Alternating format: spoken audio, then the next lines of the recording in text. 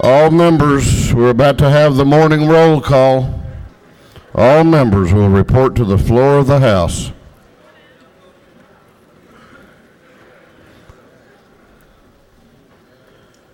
About to have the morning roll call. All members present will please vote green to signify their presence in the chamber, and the clerk will unlock the machines.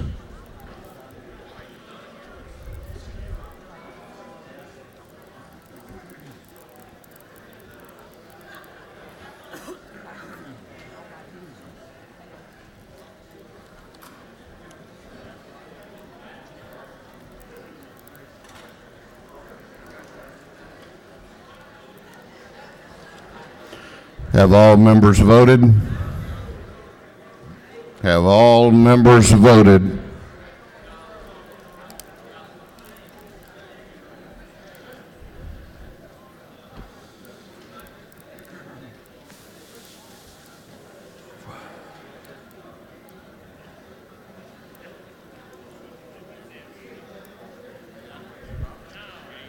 Have all members now voted? If so, the clerk will lock the machines.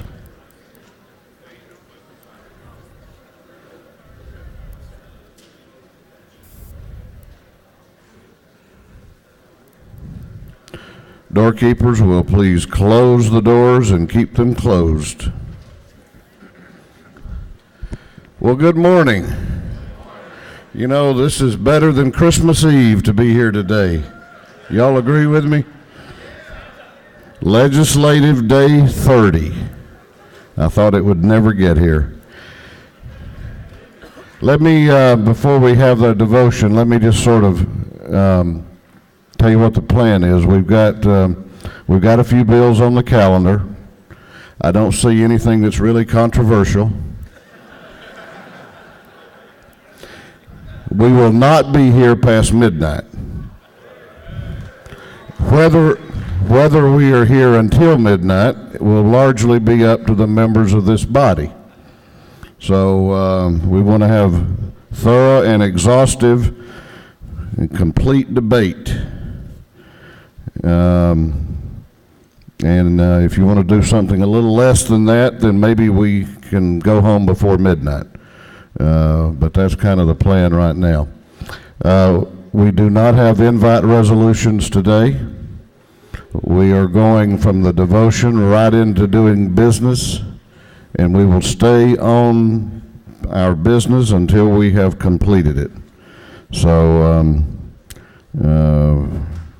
please be governed accordingly, and you might want to stay close to your seats.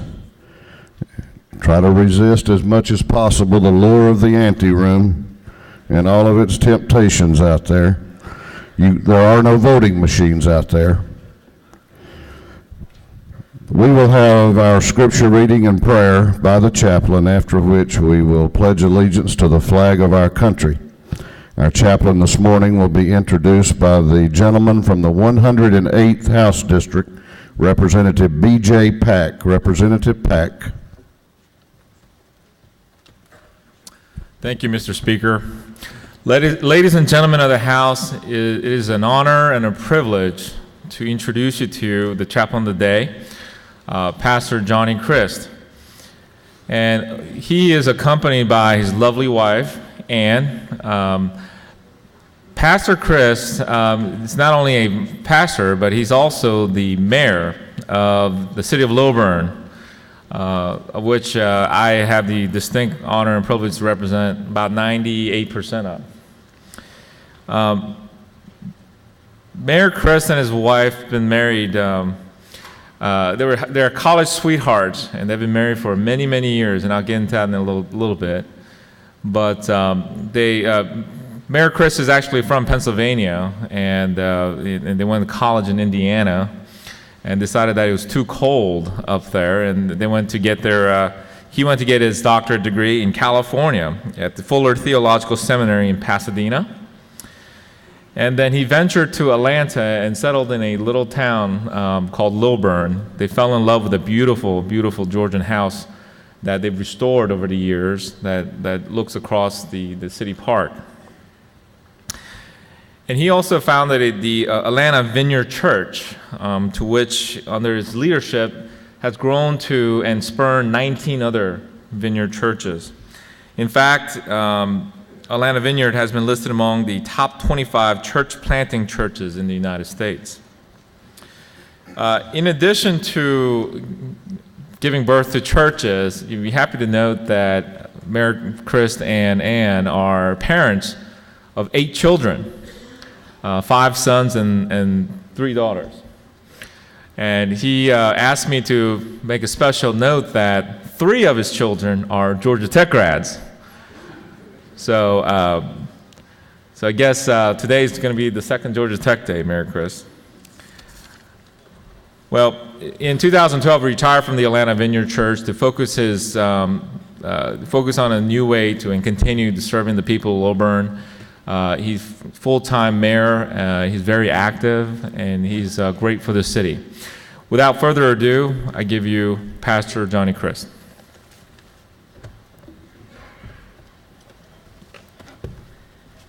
Thank you, Representative Peck and Mr. Speaker. It's a privilege to be here today. I'm honored. Last Thursday night, I was cleaning out an office in the church that I served for 30 years, and as I was walking out the pathway to the door, I noticed a box that was sitting on the floor. As I just casually looked at the box, I saw my handwriting, and I thought, I've cleaned everything out of my office I could possibly have ever had. What would be there? And so I just picked up this box that I'd never seen before. I don't know who packed it, don't know how it got there, nor why it was sitting in the middle of the floor, but I took it home. And later that evening, I started reading the folders that I had there. In fact, I found 12 journals that had I not just found that day, they would have been gone forever. I saw old notes from my children, Christmas cards, birthday cards. It was a wonderful thing, and I got to the first file that caught my eye, and it was an entire file of letters of thank yous that I've received over the years. I opened the file, and the very first note was from the United States Senator that I can't even make out his name, but he wrote me a letter when apparently I spoke at some event that the senator was sitting there. Then I noticed I had a letter from the governor of Oklahoma, George Nye. Now, that was back in the 80s, and apparently I spoke at a conference. He wanted to say hello. And then just various and wonderful notes of people that cared about my life and wanted to thank me for a baptism, for something I'd done, a speaking engagement. And I just sat on the floor of my garage just enjoying all of these bits of information and affirmation that came my way. I thumbed my way through that file, and I came on another file. And this one was entitled Elders' Letters. This was not such pleasant reading. For whatever reason, I kept every negative note that an elder or an elders meeting that went bad, or somebody who left the church and took the time to write a note to tell me what a bad leader I was. And the first one, I will get straight to the point. You know this is not going to be a pleasant letter. Second letter, prior to last night's meeting, I sat on the floor of my garage last week, sort of slumping over this file, and I considered these 2 files in my life, and this one trumped this one by far. In fact, we're told that it takes 7 positive comments to overcome or neutralize 1 negative in your life. So I just commiserated over these, I mused over them, I read them, and I just was sad over feeling like a failure in leadership. And as I was reading this, a little verse came to mind, a verse that I hadn't thought about in years, but when you put the Word of God in your heart, it suddenly percolates to the top at a time when you'd never realize it. And I thought, where is that verse? But I started reading this file, and just with the briefness of that verse in my mind, I thought, I wonder if I could read these letters differently. Because as I started through them, I got to the end of each letter. In the first one, I read the author's name, and I thought, oh yeah, you're now divorced. Life didn't go well for you. I've made it, sorta. At least I'm married. And then I began to look at the authors, and I thought, you had no reason to talk to me like that because your life is really full of holes yourself. And that little verse came to mind. And I thought, could I read these letters differently?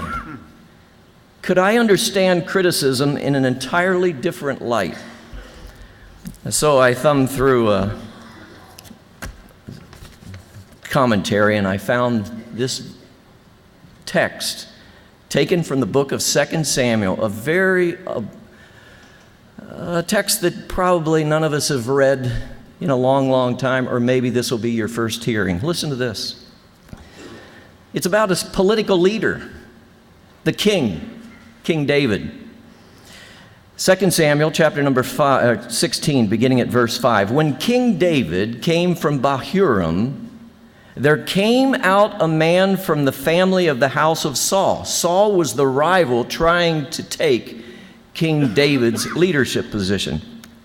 And his name was Shimei, the son of Gera. And when he came, he cursed David continually. And he threw stones on David and all of the servants of King David. And all of the people of King David and all of his mighty men were on his right hand and on his left. And Shimei said as he cursed, get out, you man of blood, you worthless man. The Lord has avenged on you the blood of the house of Saul, in whose place you have reigned. So here's David walking out of the city, the king, the governor, the lieutenant governor, the mayor, the representative.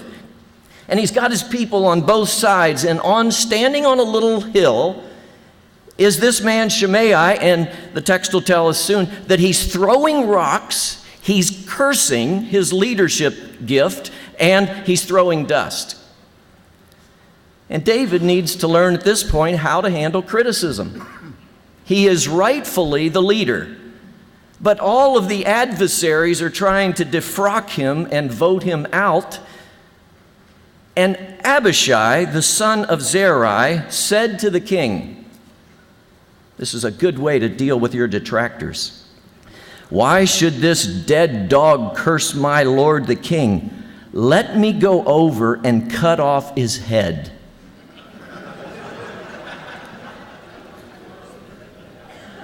That's normal.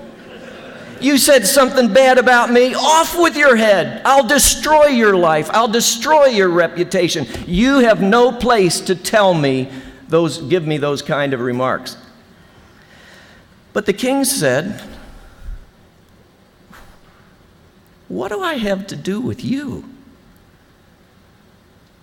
If he is cursing because the Lord said to him, curse David, then why should you say, why have you done so? And David said to Abishai and to all of his servants, behold, my own family member seeks my life.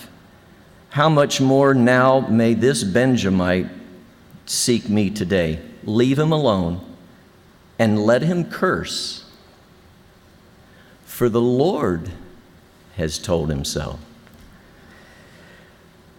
It may be that the Lord will look on the wrong done to me, and that the Lord will repay me with good for his cursing today. So David and his men went on the road, while Shimei, along on the hillside opposite him, cursed as he went and threw stones at him and flung dust. And the king and all the people who were with him arrived weary at the Jordan. I sat on my garage floor thinking about that verse, and I said, Lord, can I look at these letters through the eyes of King David?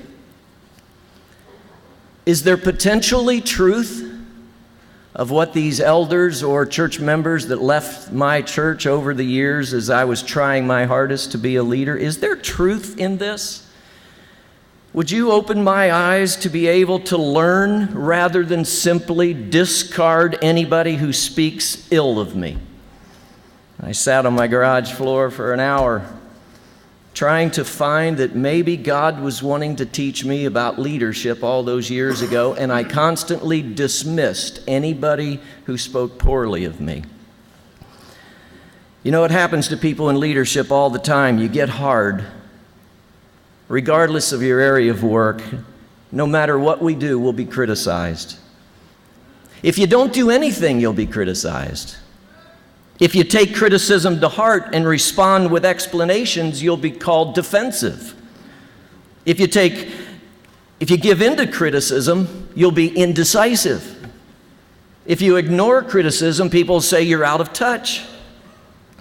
If you listen but you don't respond, people will say you're insincere.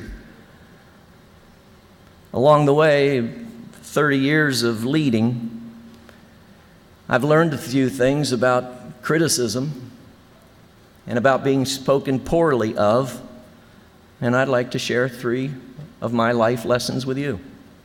Now that I'm a mayor, I find it difficult to read the paper.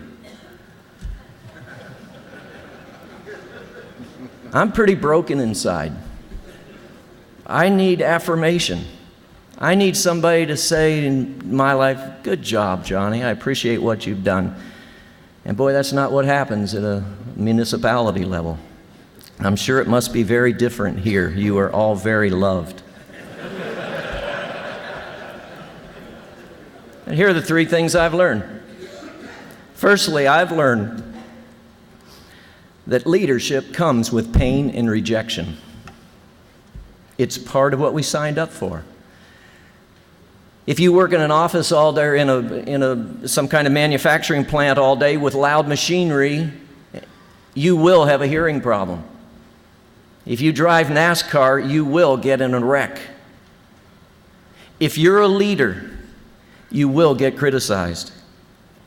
It's true for Jesus, and he said it'll be true for us.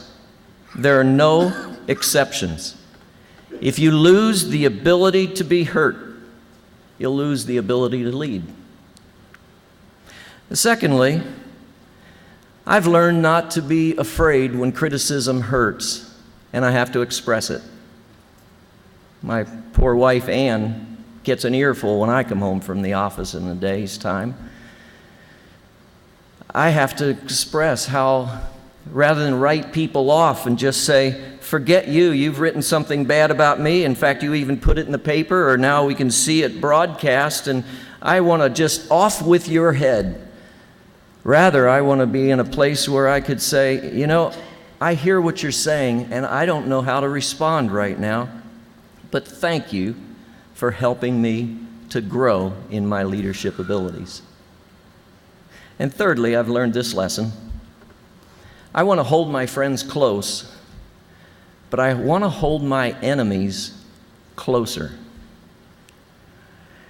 It's so easy when somebody crosses the aisle to you and says, "I don't like the bill that you're putting out," or "I don't like what," and we have these squabbles go on, but there's nothing like Jesus' words in Matthew when he said this: "Bless those who curse you, and do good for those who despitefully use you." I would not want to be the speaker today in this house on crossover day. There can be a tendency for a lot of backbiting. There can be a tendency to try to cut somebody's head off, to take them out of the race, to say, "You have no right to say that kind of thing to me," or "My bill was more important than your bill." Could we respond today like Jesus would respond?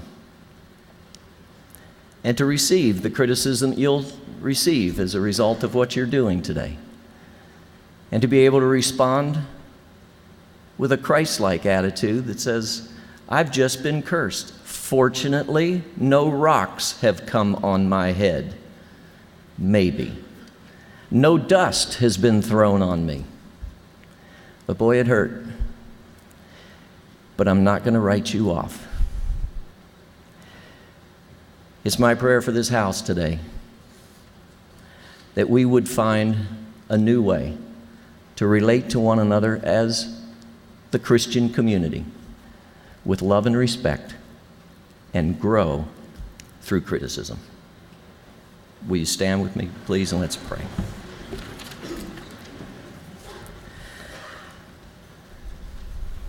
Father, we are in this hall today, in this room, because we have an assignment from heaven, and you've called each one of us here. It's not by our design, but it's your choosing that you say that you place people in positions of authority according to your will and power. And we thank you for the awesome opportunity to be able to serve our fellow Georgians in this house. And may we serve with humility, teachableness, and honor. I pray for civil actions today, for us to treat one another kindly, not knowing what's going on at home or what else is pushing on us that would make us say words that were hurtful or unkind. And I pray for each representative in this house today that we might find ourselves growing in our leadership gift to be able to serve people, but ultimately serve you, our Lord and King. And it's in the name of Jesus that I pray. Amen. Will you remain standing as we pledge to the flag? I pledge allegiance to the flag of the United States of America and to the republic for which it stands, one nation, under God, indivisible, with liberty and justice for all. Thank you very much. Doorkeepers will unlock the doors.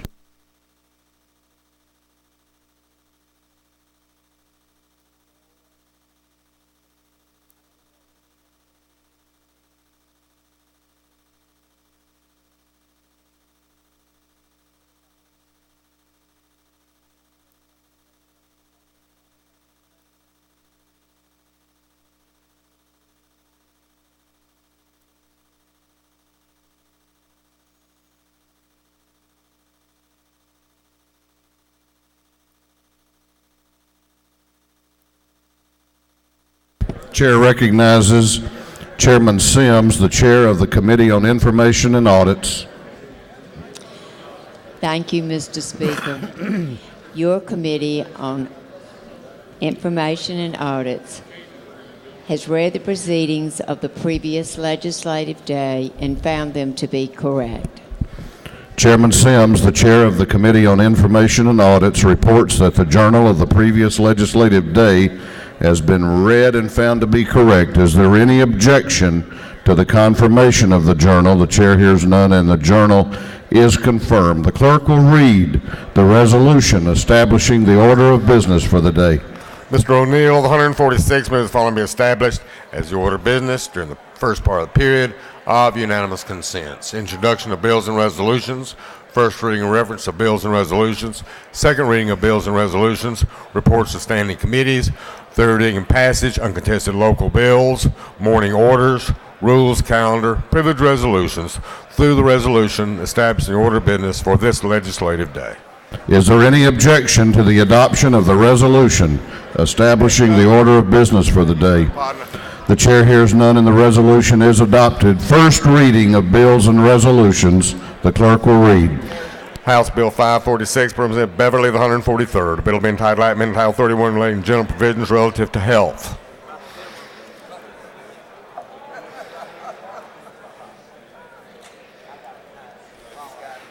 Health and Human Services. House Bill 547 by Representative Beverly of the 143rd. The bill will be entitled Amendment Title 12 relating to general provisions relative to parks, historic areas. Game, Fish, and Parks. House Bill 548 by Representative Golick, the 40th. The bill will be entitled Amendment Act creating a new charter, City of Smyrna. Intergovernmental Coordination. House Bill 549 by Representative Burns, 159th. The bill will be entitled Amendment Title 12 relating to control of water pollution. Natural Resources and Environment. House Bill 550 by Representative Scott, 76, bill to be entitled Act, amending Code Section 20-2-73 relating to suspension, removal of local school board. Education. House Bill 551 by Representative Knight, 130th, bill to be entitled Act, creating a new charter, City of Locust Grove. Intergovernmental Coordination. House Bill 552 by Representative Morris, 156, bill to be entitled Act, creating a Board of Elections, Appling County. Intergovernmental Coordination. House Bill 553 by Representative Morris, 156, bill to be entitled Act, amending Act, creating Board of Commissioners, Montgomery County. Intergovernmental Coordination. House Bill 554 by Representative Weldon, III, bill to be entitled Act, amend Title 11 relating to the Uniform Commercial Code. Judiciary. House Bill 556 by Representative Smythe, the 135th, bill to be entitled Act, authorize the Recorder's Court in Columbus, Georgia. Intergovernmental Coordination. House Resolution 604 by Representative Gardner, 57th, resolution honoring the life of Senior Patrol Officer Gail Denise Thomas, dedicating an interchange. Transportation. Senate Bill 1 by Senator Ligon of the 3rd, bill to be entitled Act, amending Title 33, Title 19, respectively, relating to insurance and domestic relations. Judiciary. House Senate Bill 99 by Senator Hill of the 32nd, bill to be entitled Act, amending Title 48, relating to county special Ways and purpose Means. tax. Senate Bill 116 by Senator Thompson of the 5th, bill to be entitled Act, amending Act, Code Section 40-6-393 relating to homicide by vehicle. Judiciary Non-Civil. Senate Bill 145 by Senator Heath, 31st, bill to be entitled Act relating to bona fide conservation use property. Ways and Means. Senate Bill 155 by Senator Gooch, the 51st, bill to be entitled Act, amending Title 20 relating to scholarships, loans, and grants.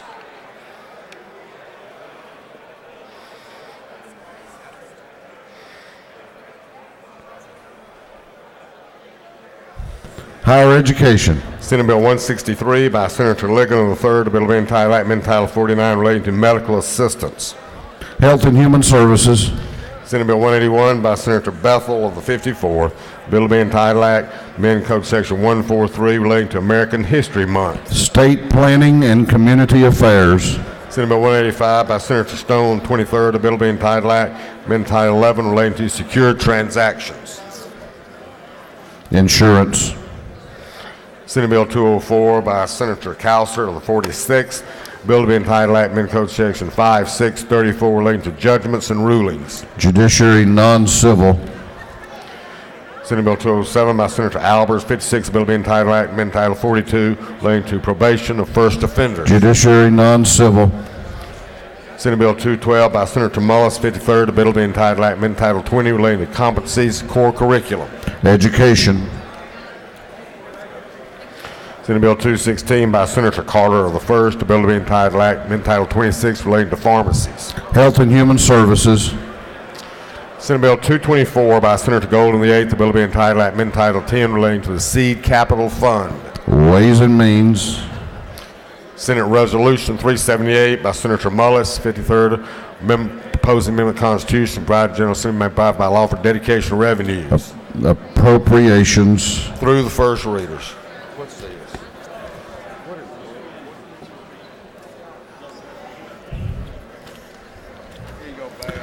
Second reading of bills and resolutions. The clerk will read. HB 525 by Representative Tankersley of the 160th, bill to authorize the governing authority of the City of Statesboro to increase the excise tax. HB 526 by Representative Willard of the 51st, a bill to create the North Fulton Regional Radio System Authority. HB 527 by Representative Jones of the 47th, a bill to incorporate the City of Milton and Fulton County. HB 528 by Representative Yates of the 73rd, a bill to authorize the governing authority of the City of Peachtree City to levy an excise tax. HB 529 by Representative Hardin of the 148th, the bill to authorize the governing authority, the City of Cordele, to increase the excise tax. HB 530 by Representative Jacobs of the 80th, a bill relating to civil proceedings in magistrate court. HB 531 by Representative Jacobs of the 80th, a bill relating to exemptions or purposes of bankruptcy, interstate solvent estates. HB 532 by Representative Jacobs of the 80th, the bill relating to the use of safety belts in passenger vehicles. HB 533 by Representative Caldwell of the 20th, the bill relating to provisions of state government. HB 534 by Representative Houston of the 170th, the bill to amend an act providing for homestead exemptions from ad valorem taxes for city purposes for certain residents of the city of Tifton. HB 535 by Representative Allison of the 8th, the bill to amend an act to create the Rabun County Convention and Visitors Bureau Authority. HB 542 by Representative Dutton of the 157th, a bill to amend an act to provide a new charter for the city of Hagen. HB 543 by Representative Gravely of the 67th, a bill to authorize the governing authority of Douglas County to levy an excise tax. HB 544 by Representative Turner of the 21st, bill to amend an act to create Office of Commissioner of Cherokee County. HB 545 by Representative Stovall of the 74th, bill to create the Metropolitan Atlanta Aerotropolis Development Authority. HB 555 by Representative Chokas of the 138th, the bill to create relating to local boards of education. HR 570 by Representative Williams of the 168th, the resolution honoring the life of Reverend Willie Anderson Sr., dedicating interchange and bridge in his memory.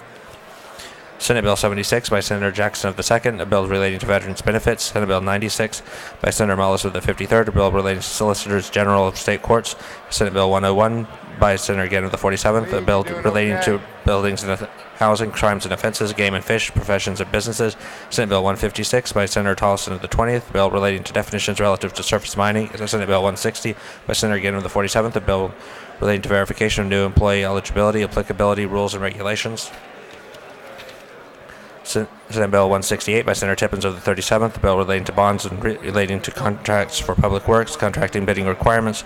Senate Bill 179 by Senator Hill of the 6th, bill relating to contracts for public works, public bidding.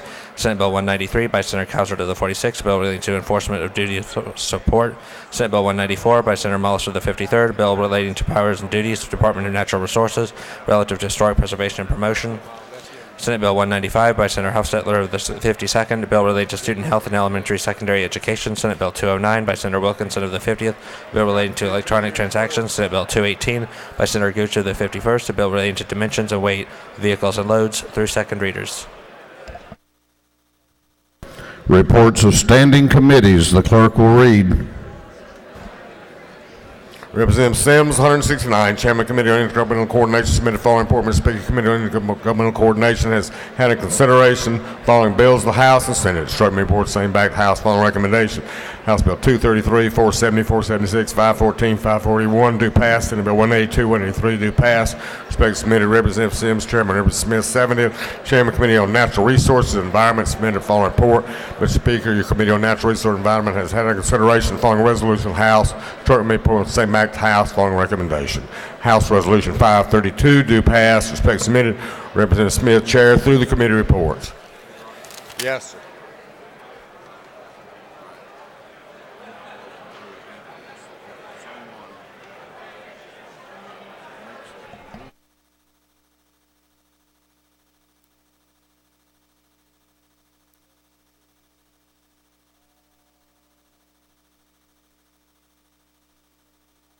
Third reading and passage of uncontested local bills. If there is no objection, we will vote on the local calendar as a whole with a recorded vote. What purpose does the minority leader of the House rise?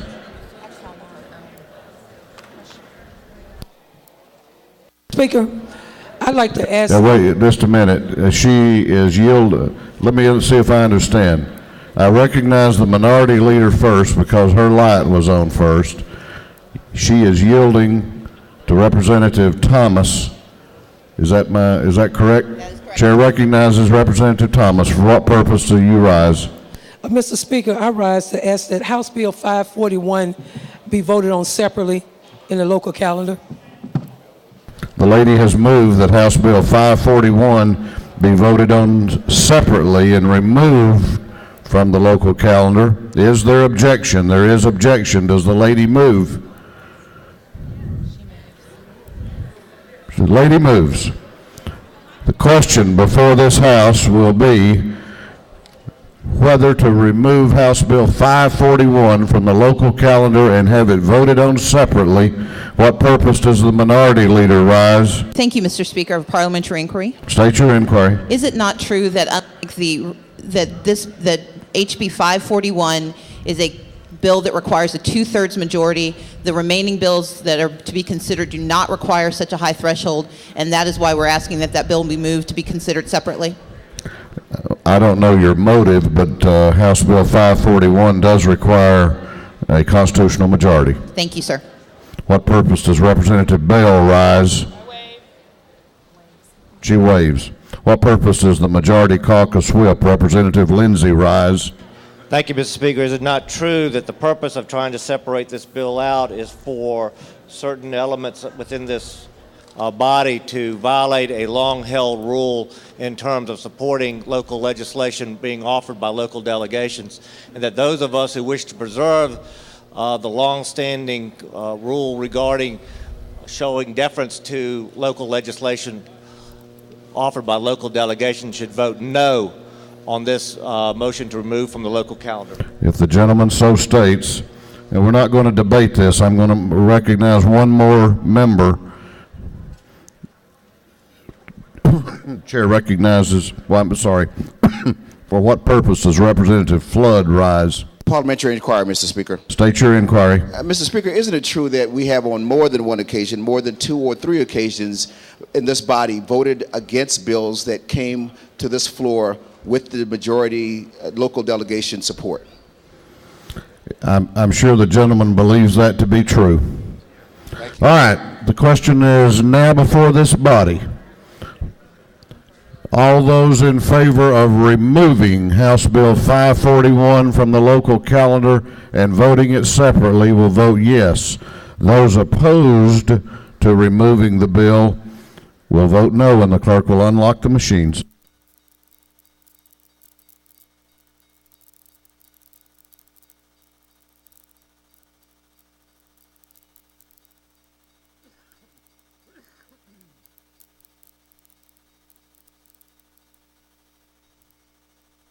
Have all members voted? Have all members voted?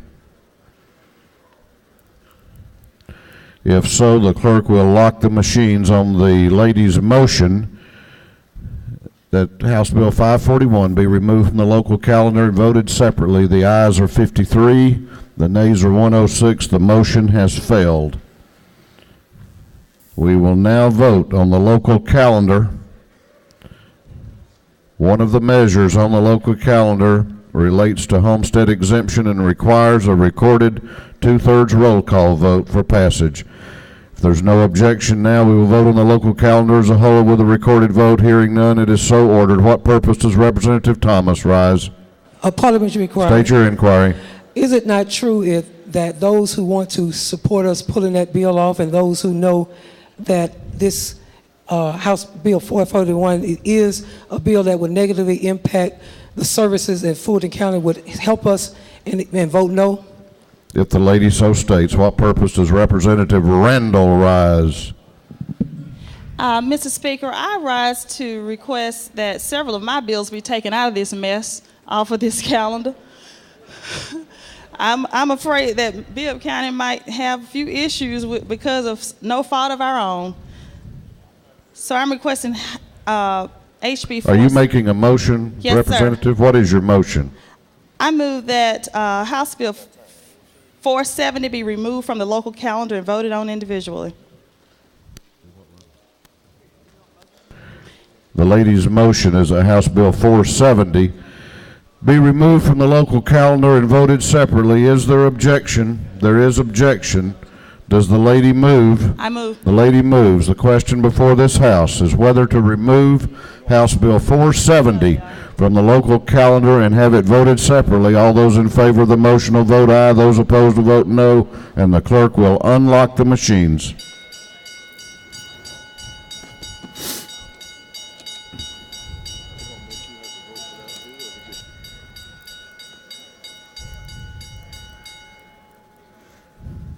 Have all members voted? Have all members voted?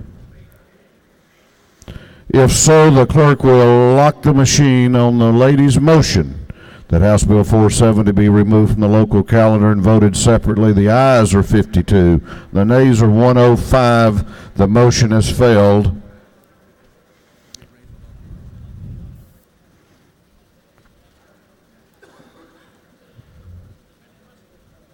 What purpose does Representative Williams, rise.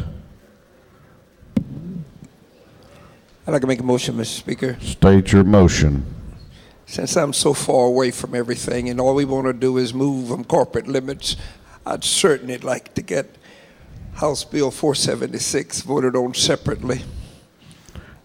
The gentleman has moved that this House vote remove House Bill 476 from the local calendar and vote it separately. Is there objection? There is objection. Does the gentleman move? The gentleman moves. All those in favor of the gentleman's motion that House Bill 476 be removed from the local calendar and voted separately will vote aye. Those opposed will vote no, and the clerk will unlock the machines.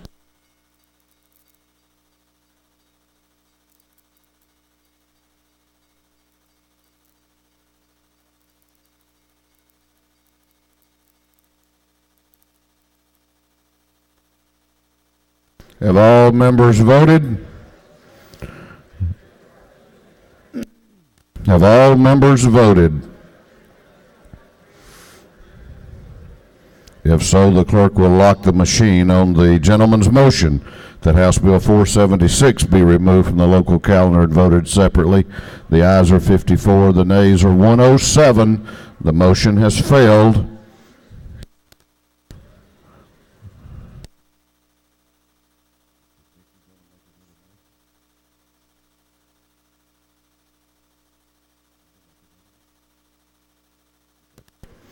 All right, now I think we're now ready to vote on the local calendar. We're voting on the local calendar as a whole with a recorded vote. What purpose does Representative Peake, he waves. What purpose Representative Dukes rise? He waves. The clerk will now read the local calendar.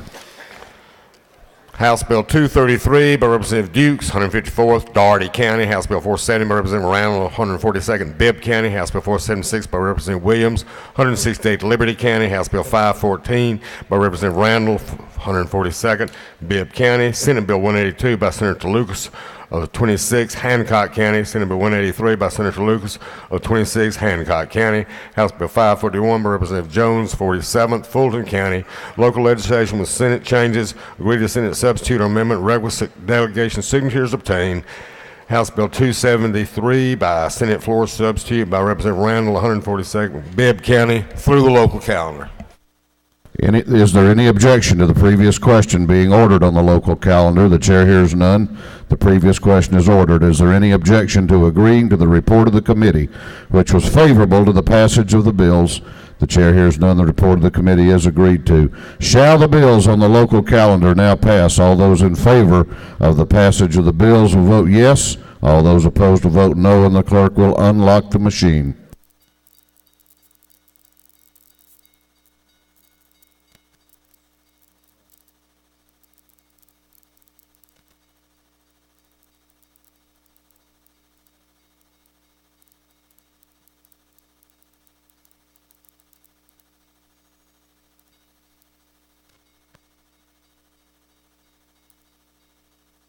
Have all members voted? Have all members voted? Have all members now voted?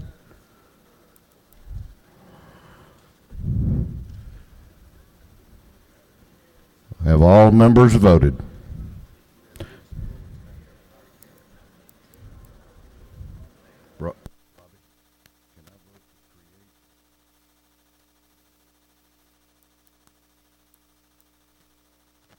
Have all members now voted? Chair votes aye. Clerk will lock the machines. On the vote on the local calendar, the ayes are 119, the nays are 45. With the exception of House Bill 541, the measures have been passed. What purpose does Representative Lindsay rise? Mr. Speaker, I served notice. Right now. No. Chapman just walked in. We got the vote. I would move to reconsider on the entire calendar at the present time. We do that. You're serving notice that you will ask on the next legislative day for reconsideration. Is that correct?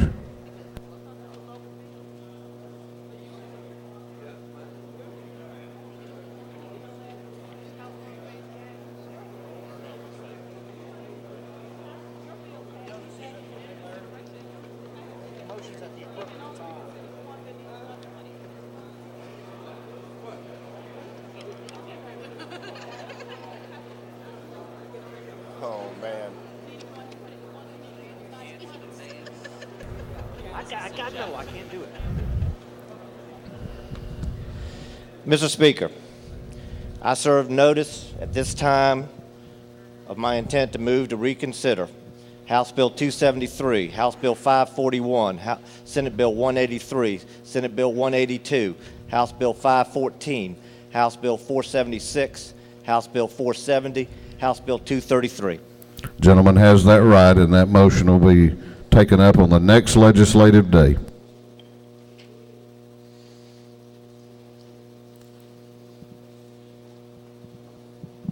All right, we're going on now to the introduction of the Doctor of the Day.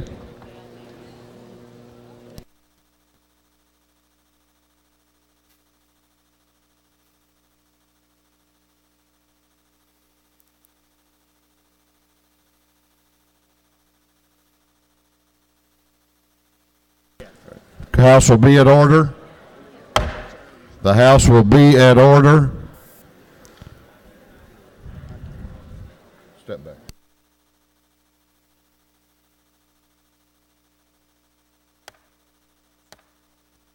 All right, now we got business to do. We've got a long day. And we have a special Doctor of the Day today. Chair's going to recognize Chairman Dixon to introduce the Doctor of the Day. Chairman Dixon.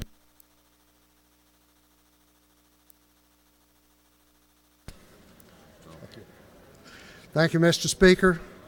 It is my pleasure to introduce somebody who really doesn't need introduction, because most of you have already greeted him as he came down the aisle. But our Doctor of the Day is Dr. Don Thomas from Dalton, a board certified in family medicine. Dr. Don has served a lengthy term as senator. He is not just the Doctor of the Day, he is my doctor, and he is also Senator Mullis's doctor. And we are shining examples of what happens when you follow his diets.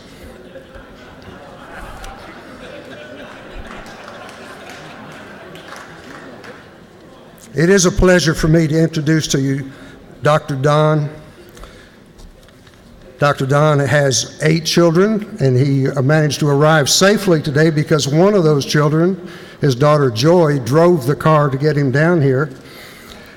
In addition to the 8 children, they have 19 grandchildren and 4 great-grandchildren.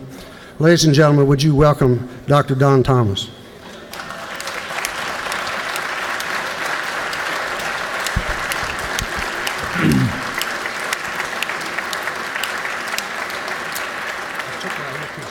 Thank you very much. I know you've got a long day, crossover day, and let me just say I appreciate all you do to stamp out pain, human suffering, and disease in Georgia, and all the things that you do for the state of Georgia. Thank you very much, and it's great to be with you. Always good to have you.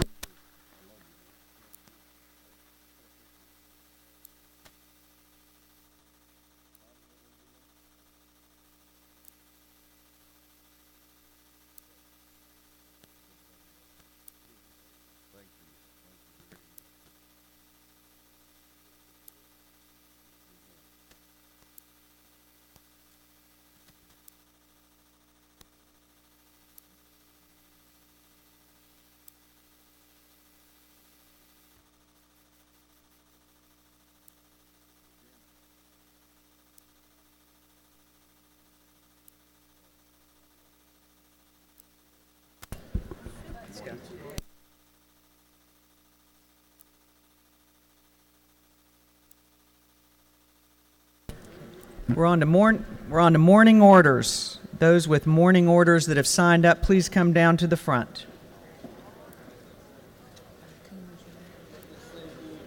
We'll limit morning orders to a minute each. Chair recognizes Representative Coomer for a morning order. Thank you, Madam Speaker.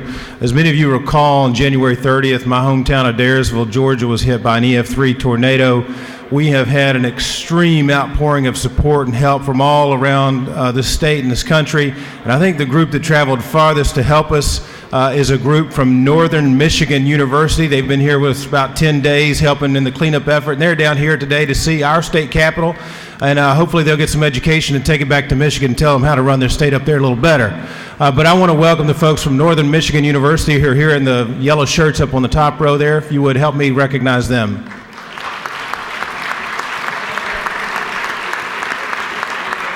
And also, they've been brought down today by my parents, Reverend Ken Coomer and Joyce Coomer. And yes, many of you have asked me if that's my dad on TV with the cleanup effort. Yep, that's him. Dad, if you'll wave, and Mom, they're celebrating their 39th wedding anniversary today. Congratulations. Chair recognizes Representative Williams for a morning order. Thank you, Madam Speaker. I reluctantly come to the well, but I must come because I have to go home and tell 35,000 citizens in Hinesville, a great percentage of whom are Republicans, that I can't pass your local legislation because of a fight that we ain't got a dog in. It's not fair to the citizens of Liberty County to be held hostage when the rules said that I need a constitutional majority to pass local legislation.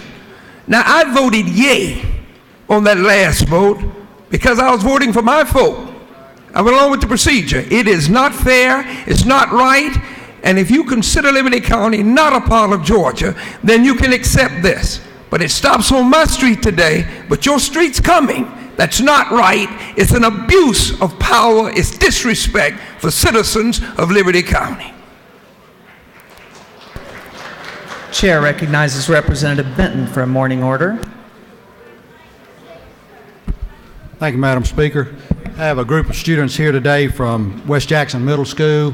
They've come up to tour the Capitol and see the legislative process in action, so I'm going to ask them to stand here in the gallery, and if we could make them welcome.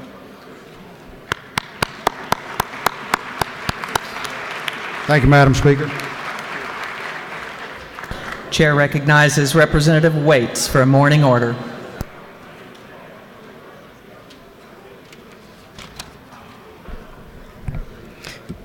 Good morning. On tomorrow, March 8th, we will be celebrating International Women's Day. Please join me in celebrating the strides made by women and girls' human rights and a reminder of the challenges ahead. Today, women are leading the charge in every aspect of life, in corporations, elected office, and even on the front lines of combat zones.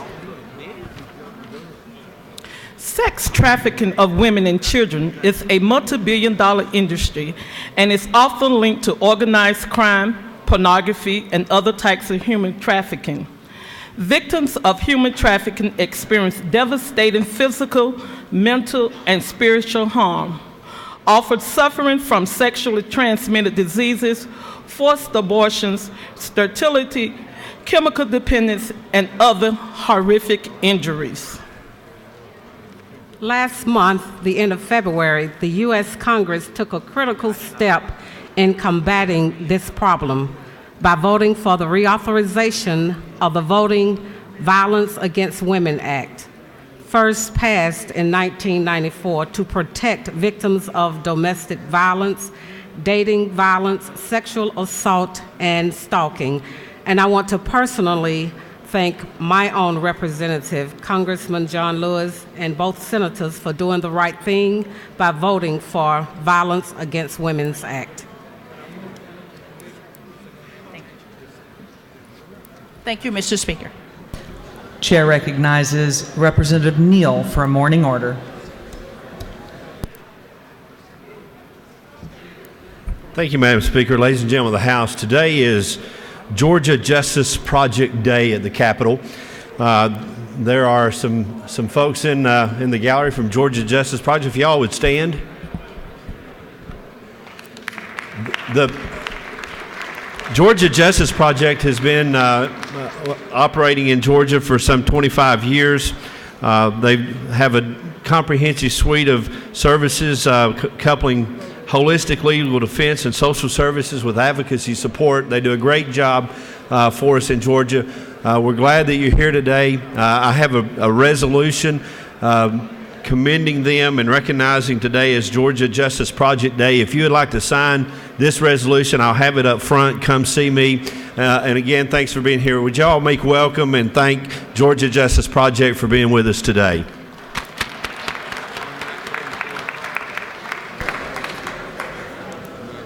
Chair recognizes Representative Thomas for a morning order. Chair recognizes Representative Pruitt for a morning order.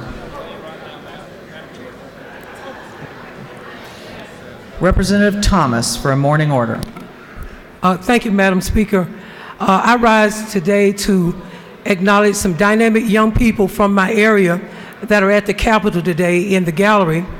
The group is from Georgia Close Up, and they've been here for the last 2 days, so this will make their third day, learning the legislative process. They've sat in on meetings.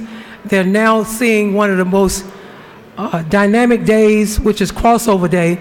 So I would like to ask the students and chaperones from the Atlanta Job Corps in Atlanta as a part of the Georgia Close-Up program to please stand, and I would like to ask my colleagues to recognize them in the gallery to my left.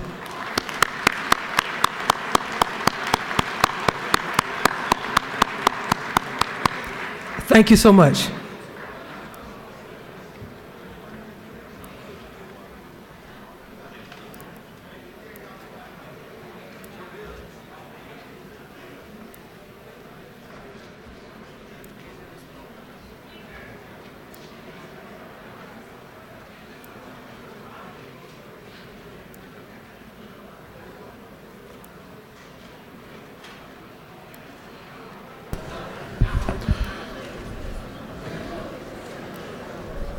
What purpose does Representative Jones rise?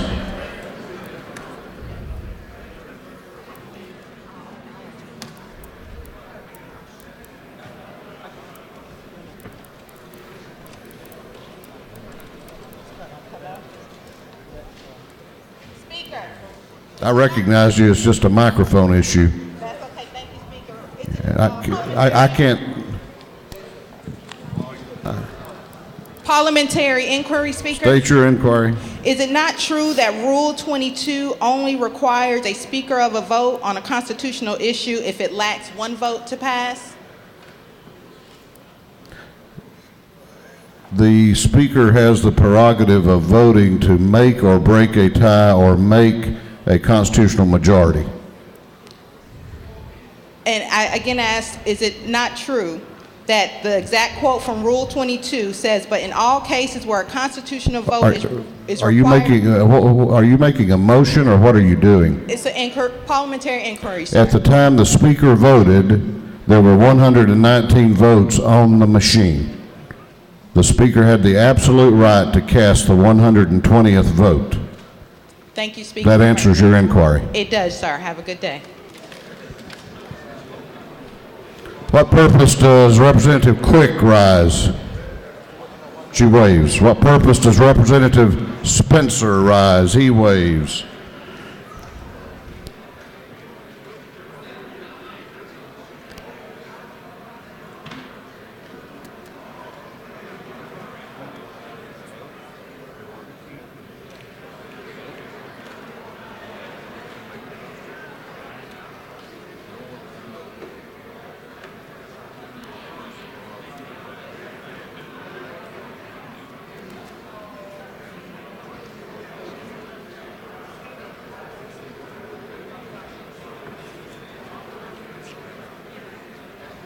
Okay, we're going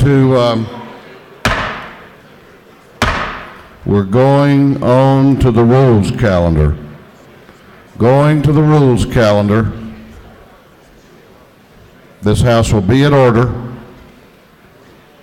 This House will be in order. When we adjourned Tuesday evening, we had bills that were on the supplemental rules calendar that were postponed to the next legislative day.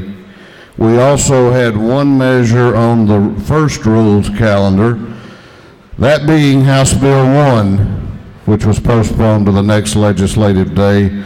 All of those bills are up for discussion and action today. We're going to start with the supplemental rules calendar. Clerk will read the caption to House Bill 454. House Bill 454.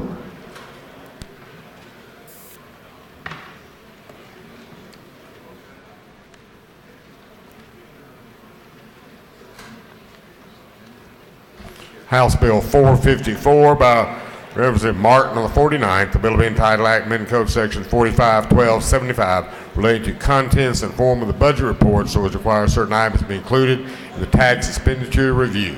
Bill has been for the House Committee on Budget, Fiscal Affairs Oversight. Committee recommends that the bill do pass. Bill is being read today for the third time.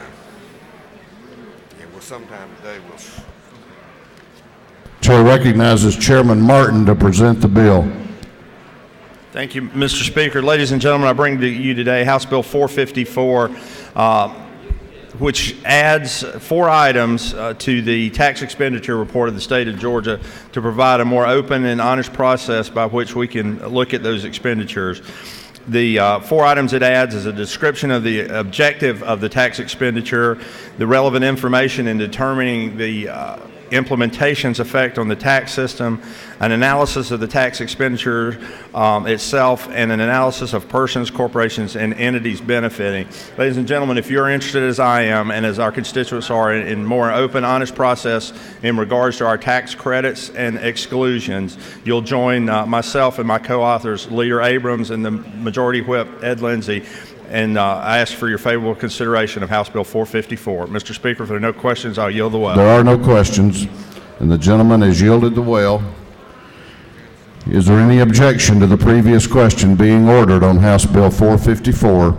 The chair hears none. The previous question is ordered. Is there any objection to agreeing to the report of the committee, which was favorable to the passage of the bill? The chair hears none. The report of the committee is agreed to. Shall this bill now pass? All those in favor of the passage of House Bill 454 will vote yes. Those opposed will vote no, and the clerk will unlock the machines.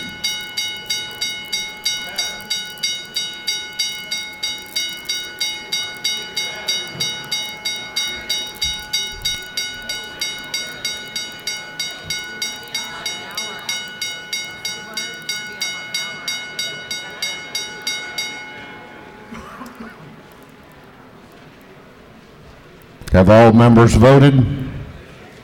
Have all members voted? If so, the clerk will lock the machines on the passage of House Bill 454. The ayes are 163. The nays are 0. This bill, having received the requisite constitutional majority, is therefore passed. The clerk will read the caption to House Bill 402. House Bill 402.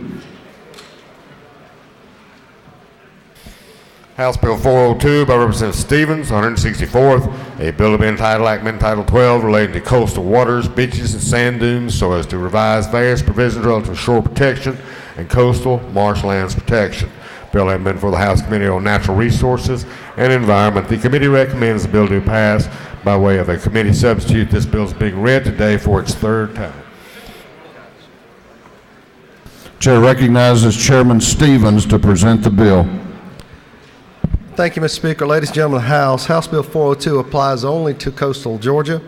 It applies to both the Coastal Marshlands Protection Act and the Shore Protection Act, and all that it does, since it is a department bill, is it clarifies a letter of permission that can be issued by the department for activities that do not result in impacts beyond the boundaries of existing structures and the activities that are temporary in nature. So this is a temporary permit and a letter of permission strictly designed to help the film industry that want to get and film on a temporary basis without having to go through the long process of a 6-month permitting basis. Mr. Speaker, if that's all it does, if there's no questions, I'll ask for your favorable consideration of House Bill 402. You have a question if you care to yield. Certainly. Chair recognizes Representative Atwood to your left for a question. Thank you, Mr. Speaker. Will the gentleman yield? Absolutely. This is a friendly question. Isn't it true that this bill is in no way modifies the method for determining the jurisdictional boundary of the Soil Protection Act? It doesn't touch that. The gentleman is correct. Thank you, sir. No further questions. Thank you, Mr. Speaker. I yield the well. Gentleman has yielded the well. Is there any objection to the previous question being ordered on House Bill 402? The chair hears none. The previous question is ordered. Is there any objection to adopting the committee substitute? The chair hears none. The committee substitute is adopted. Is there any objection to agreeing to the report of the committee, which was favorable to the passage of the bill? The chair hears none. The report of the committee is agreed to. Shall this bill now pass? All those in favor of the passage of House Bill 402 will vote yes. All those opposed will vote no, and the clerk will unlock the machines.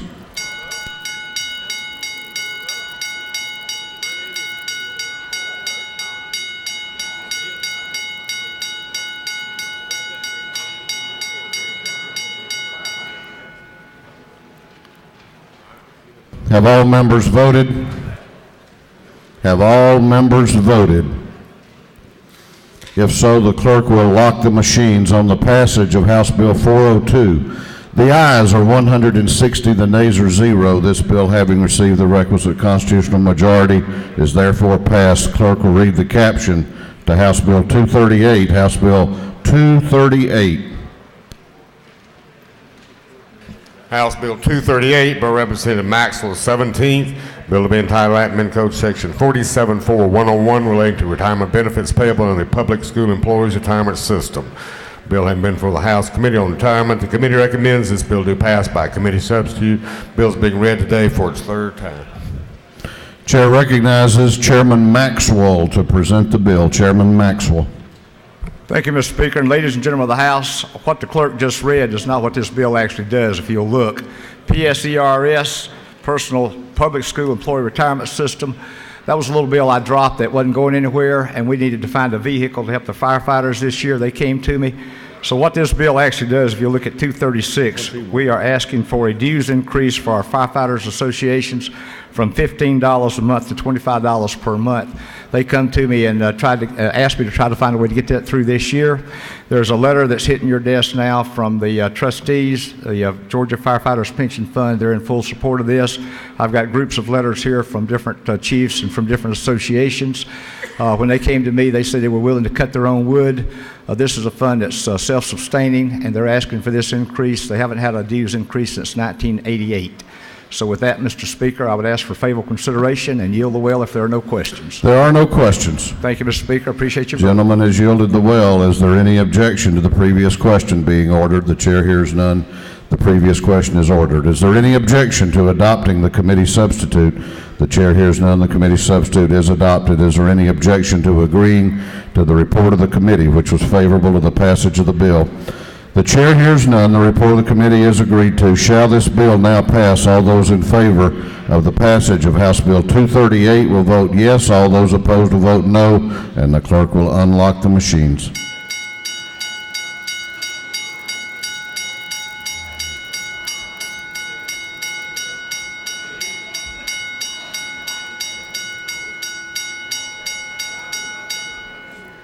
Have all members voted? Have all members voted?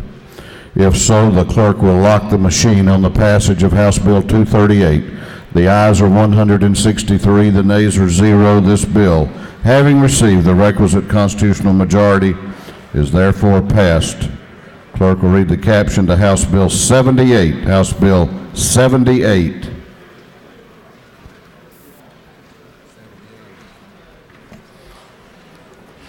House Bill 78 by Representative Willard of the 51st, a bill to be entitled Admin Title 16, Title 30, Title 31 relating to crimes and offenses when depositions to preserve testimony in criminal proceedings may be taken protection with disabled adults and elder persons. Bill has been for the House Committee on Judiciary. The committee recommends the bill do pass by way of a committee substitute. This bill is being read today for its third time. Chair recognizes the chair of the House Judiciary Committee, Chairman Willard, to present the bill. Just a minute, Mr. Chairman. Yes, sir. Now, we can go as rapidly as you want to go, or we can continue to ask that you keep the noise level low. The chair is going to leave it up to y'all. But we're not going to be voting on measures with the noise level as high as it is and the floor full of traffic. House will be in order while we're on the rules calendar. Gentlemen may proceed. Thank you, Mr. Speaker. To my colleagues, House Bill 78 is a great step toward the needed legislation in our state to address a growing problem of our elderly, and that is elderly abuse. And that abuse is both physical as well as financial abuse. You'll look at the bill in beginning, you'll see that we started out with a list of definitions that really clarifies issues under the current law that do not really properly define what are the people who are covered by the law, as well as what conduct may constitute a criminal action for which the prosecuting attorneys can bring criminal proceedings. It is really an enhancement of our law currently to make better protection for those people who are very vulnerable, and that is elderly and disabled people who are under the care of other individuals, whether it be a nursing home or a private person who is caring for them. And the fact is, regretfully, a lot of these individuals who are disabled, who are elderly, who cannot properly manage their own affairs as well as take care of themselves, must depend on third parties or other parties to do that. So the bill goes through the definition. It also is taking areas in the code under Titles 30 and 31 addressing criminal conduct and moving it all under what is our criminal code of Title 16. The prosecuting attorneys desired to have this done, so they deal with Title 16 on a regular basis, and they know the law will be there and how to use it. It is a bill that, I say, if you look at the lines 99 to 102, we really haven't made greater the penalty, other than the fact that we do allow now to have a financial penalty if someone who is required to provide essential services and care of these elderly people fails to do what they're being employed to do. So it is a bill that has widespread support from the prosecuting attorneys, the GBI. They have helped play a role in the drafting language, and numerous private industry and other groups have also been very helpful and supportive of this legislation.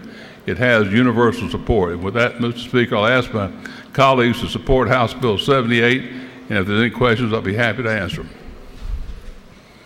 Don't appear to have any questions. Thank you. I'll yield the well. Gentleman has yielded the well. Is there any objection to the previous question being ordered on House Bill 78? The chair hears none. The previous question is ordered. Is there any objection to adopting the committee substitute? The chair hears none. The committee substitute is adopted. Is there any objection to agreeing to the report of the committee, which was favorable to the passage of the bill? The chair hears none. The report of the committee is agreed to. Shall this bill now pass? All those in favor of the passage of House Bill 78 will vote yes. Those opposed will vote no, and the clerk will unlock the machines.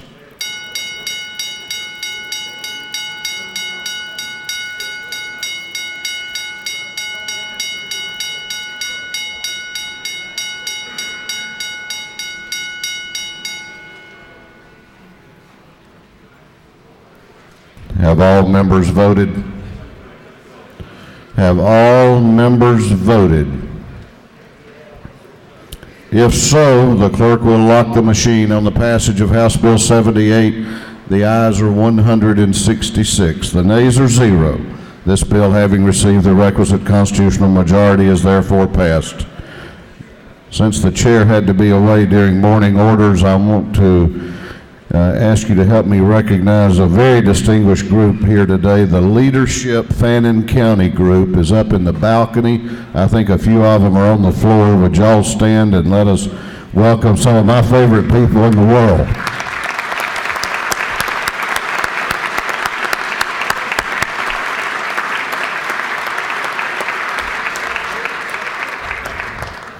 Clerk will read the caption to House Bill 497. House Bill 497.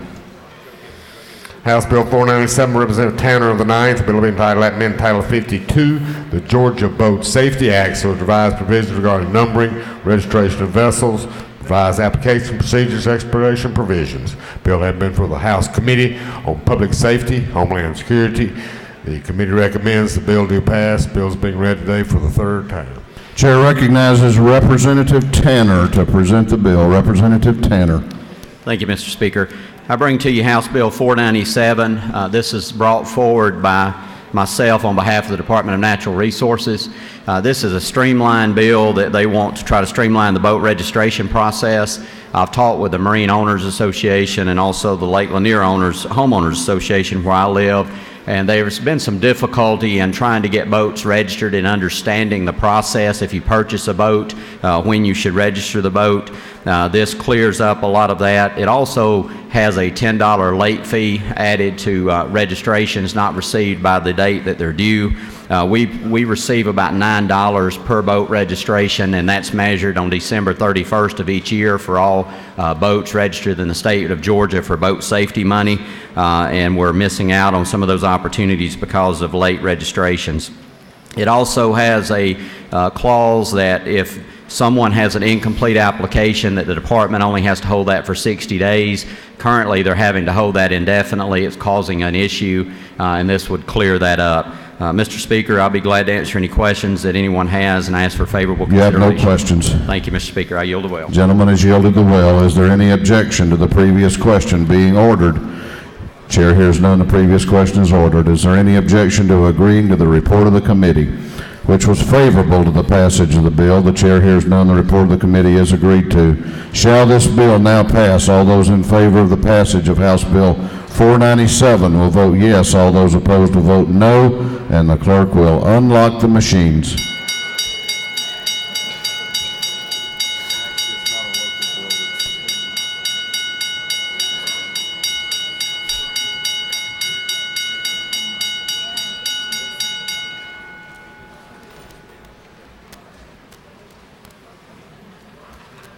Have all members voted?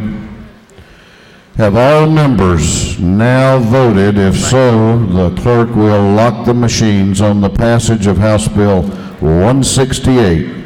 The ayes are 168, the nays are 0. This bill, having received the requisite constitutional majority, is therefore passed. Clerk will read the caption to House Bill 473. House Bill 473.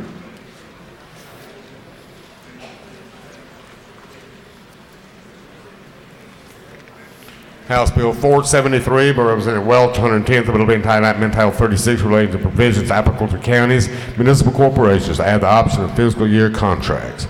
Bill has been for the House Committee on State Planning, Community Affairs. The committee recommends the bill do pass. The bill is being read today for its third time. Chair recognizes Representative Welch to present the bill. Representative Welch. Thank you, Mr. Speaker. I ask for your favorable consideration of House Bill 473. This adds to the multi-year lease purchase contracts for local governments the ability to allow those leases to extend the full fiscal year. It's currently calendar year. This would give the option for fiscal year. If there are any questions, I'll take those. If not, I'll yield the well. You have no questions. Thank you. Gentleman has yielded the well. Is there any objection to the previous question being ordered? The chair hears none. The previous question is ordered. Is there any objection to agreeing to the report of the committee, which was favorable to the passage of the bill? The chair hears none. The report of the committee is agreed to. Shall this bill now pass? All those in favor of the passage of House Bill 473 will vote yes. Those opposed will vote no, and the clerk will unlock the machines.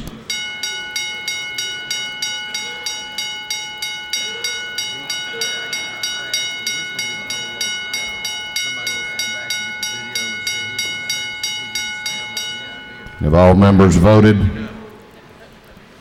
Have all members now voted? If so, the clerk will lock the machine on the passage of House Bill 473. The ayes are 170, the nays are 0. This bill, having received the requisite constitutional majority, is therefore passed. Clerk will read the caption to House Bill 240. House Bill 240.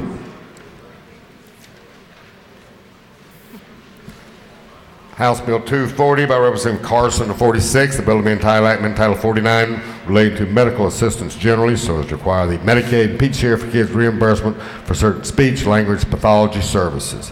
Bill having been for the House Committee on Health and Human Services. Committee recommends the bill do pass. Bill is being read today for its third time. Chair recognizes Representative Carson to present the bill. Representative Carson. Thank you, Mr. Speaker. This is House Bill 240. What this does, it's come from our speech language pathologist friends, and it basically allows clinical fellows to receive Medicaid reimbursement just as a speech language pathologist would, specifically for outpatient hospital therapy as well as private speech therapy. What is a clinical fellow? A clinical fellow is someone, you might have a flyer on your desk from the Georgia Speech Language Hearing Association. A clinical fellow has taken and has completed their undergraduate, graduate degrees. They passed a praxis exam. They've completed 400 hours of supervised therapy. They have a Georgia provisional license. They're currently working under a speech language pathologist directly under their supervision. All they need is 9 months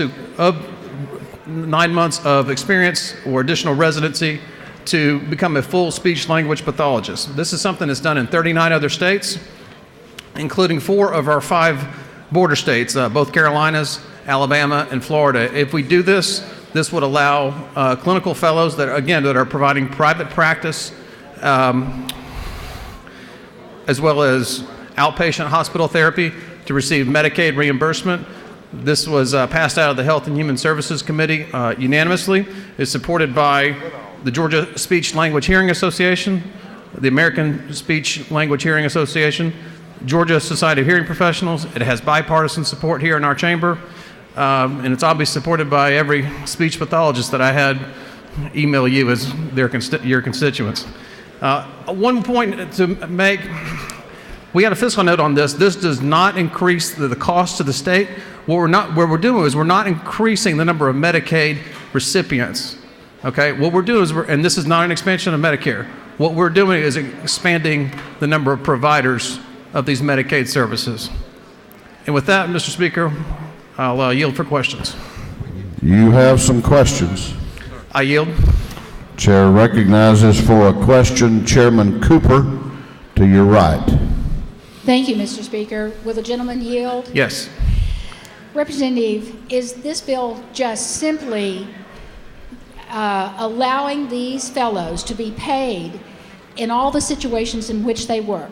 DCH pays them in 2 situations, but does not pay them in the other. That's right. That's the simple part of the bill, right? That's the simple part of the bill. The DCH allows for payments for speech language pathologists for inpatient hospital therapy as well as in public schools, but this allows also for outpatient and private speech therapy. With that, Mr. Speaker, I will yield. You have other questions if you care to yield. I'll yield for one more. Chair recognizes to your right Representative Spencer for a question. Does the gentleman yield? Yes. What's the reimbursement rate? Do they get the full rate as a fully licensed speech language pathologist, or is the fellow getting a reduction in the rate? It would be allowed to be reimbursed as a speech language pathologist, just like it's done in 39 other states. So the rate is equivalent? Yes. And with that, Mr. Speaker, I will yield the will. Gentleman has yielded the will. Is there any objection to the previous question being ordered? The chair hears none. The previous question is ordered. Is there any objection to agreeing to the report of the committee, which was favorable to the passage of the bill?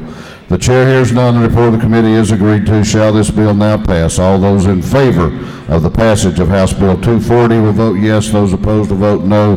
And the clerk will unlock the machines.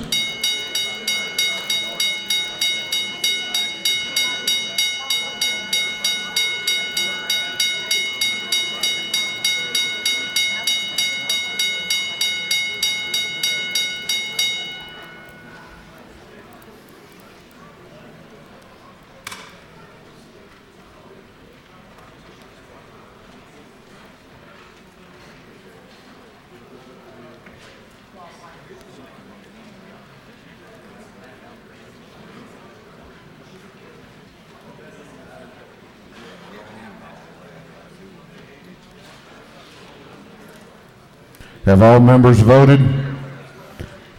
Have all members voted? If so, the clerk will lock the machines on the passage of House Bill 240. The ayes are 159, the nays are 6. This bill, having received the requisite constitutional majority, is therefore passed. Clerk will read the caption to House Bill 487. House Bill 487. House Bill 487 by Representative Ramsey, the 72nd, a bill being entitled Amendment Title 16 relating to offenses against public health and morals, so as to correct a cross-reference to clarify the application of certain provisions of the Georgia Lottery. Bill has been for the House Committee on Regulated Industries. The committee recommends this bill pass by way of a committee substitute. Bill is being read today for the third time.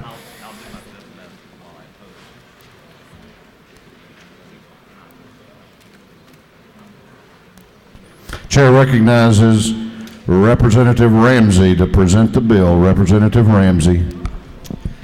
Thank you, Mr. Speaker. I bring before the House today House Bill 487, and those of you that have been here before this year know this is not the first time I've been in the well on this issue. I think this is about the third year in a row, in fact, I have been in the well trying to finally get our arms around a major problem that has proliferated in our states with the abuse of Class B adult redemption games. Now, let me digress and make sure I know what you know what we're talking about here today. We've got Class A and we've got Class B machines that are heavily regulated by the state. Class A machines are the kiddie games you see in Chuck E. Cheese, Dave and Buster's. Class B machines, which is what we're here to talk about today, are the machines you see in gas station. And again, like I said, they're heavily regulated. The problem is the system of regulations are not working. So what this is the culmination of many, many months of work led by Governor Deal to finally put in place a system that works. What we've been doing the last 3 or 4 years, frankly, is putting Band-Aids on a broken system.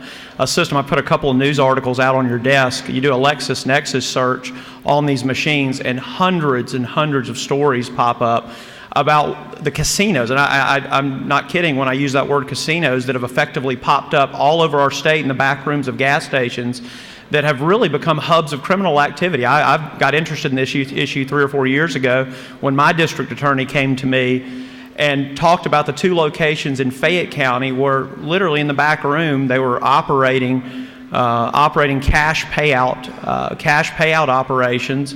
Not only is that problematic from just the standpoint that it's breaking the law, but it also was becoming like a hub of criminal activity, these locations, and they expressed to me the frustration that they've had in going after these folks that are doing it. So like I said, we've been kind of putting Band-Aids on the system. This is a whole new system.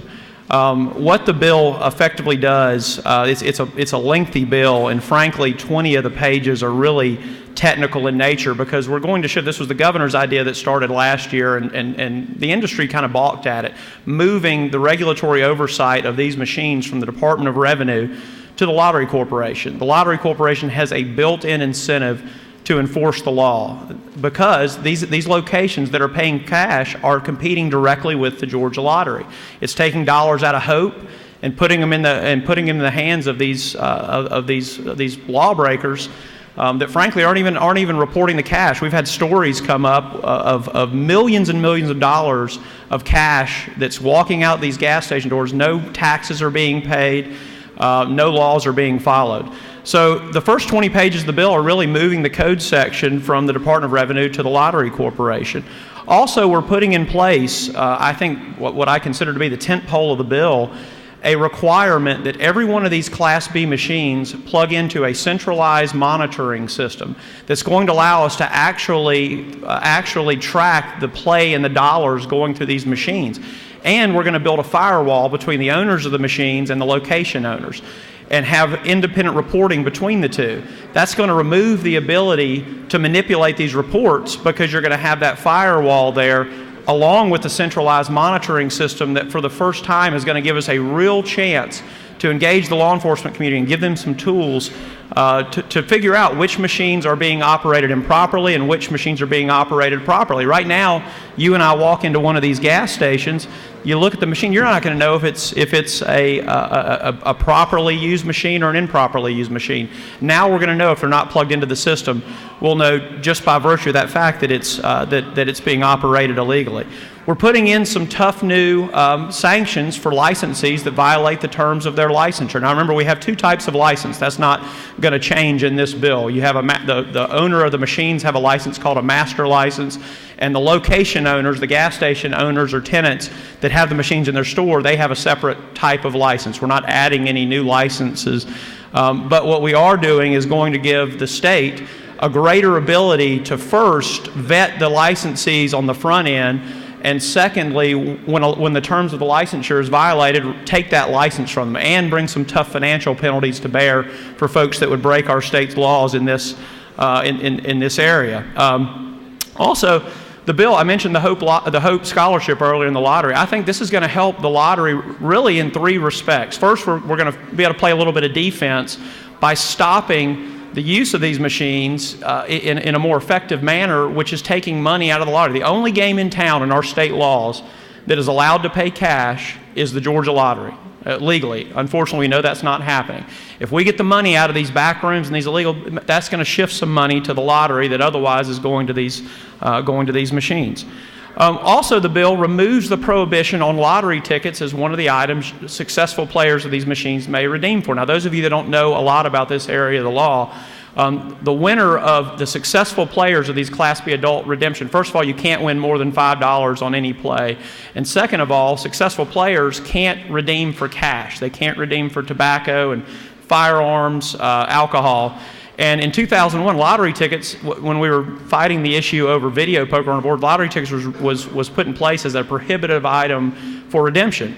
It didn't do anything to stop the problem, and all it did was make lottery ticket sales decline. And frankly, I see no distinction between a lottery ticket, a dollar lottery ticket being given to a successful player versus a dollar bag of chips, and it's going to put money to the Hope Scholarship, which we all know over the last couple of years we've had to do some pretty tough things to prop the Hope up, and this is going to certainly help.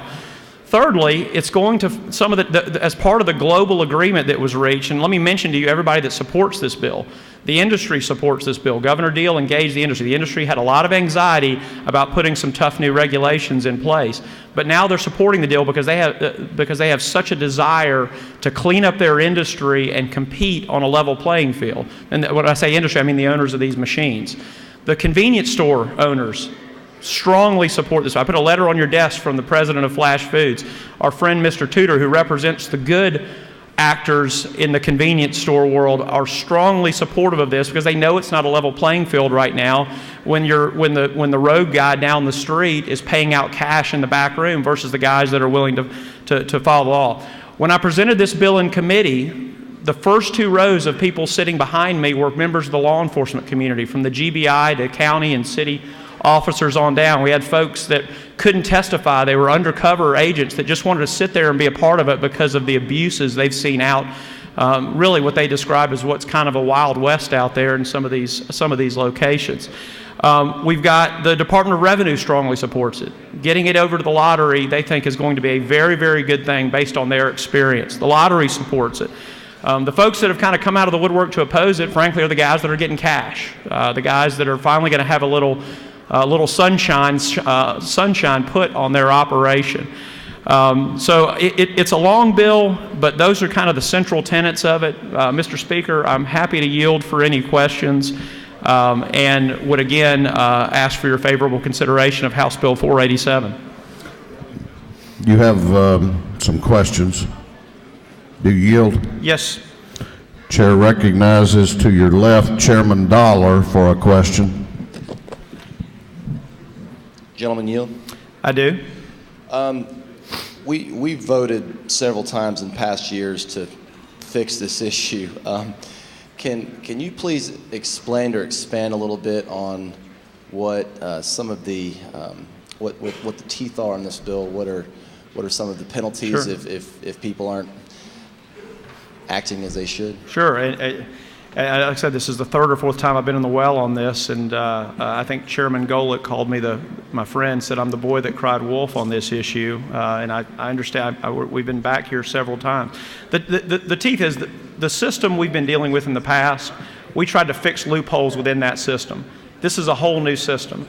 I think the most exciting aspect of this to the law enforcement community is the requirement that we're going to have every single one of these machines plugged into a centralized monitoring system, which will allow us to watch every single penny and every single play that goes through these machines. We don't have that ability today. Like I said, if you walk into a gas station today and you see one of these machines sitting there, you and I, or the sheriff, or the municipal police officer, or the GPAT, they have no idea if that machine is being operated properly or improperly. They have to investigate and build a case through the reporting that's being done and through observation.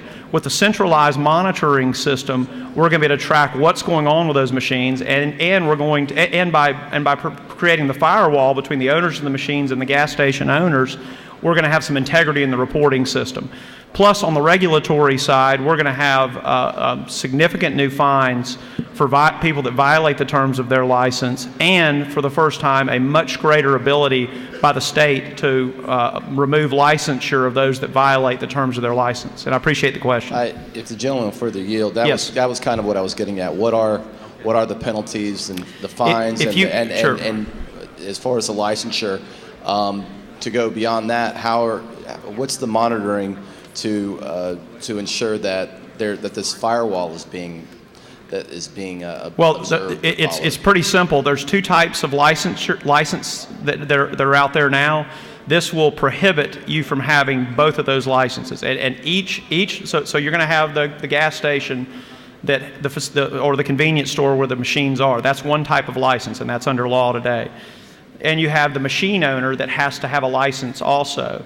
There are going to be two separate reports that are going to be required every single month of these two license holders that provides every single penny, every single both gross and net receipts that occurred on play in that location and in that machine. You'll be able to compare those two reports. If they're off by $1, you know something was done improperly, and it's going to be able to turn that over to law enforcement for immediate investigation. There is up to a $50,000 fine in the bill for individuals that violate the terms of their licensure, and I know that's a lot of money and it jumps off the page, but when you hear stories about people having, I heard a story over the weekend from one of the good operators. The bad guys are out there talking right now. They shot me an email and said, we got a guy that said he literally knows people that have had $1 million of cash sitting in their garage that was never reported, that have been generated from the improper use of these machines. Thank you for bringing the bill. Thank you. Do you yield for further questions? I do, Mr. Speaker. Chair recognizes the governor's floor leader, Representative Nimmer, to your left for a question. Does the gentleman yield? I do.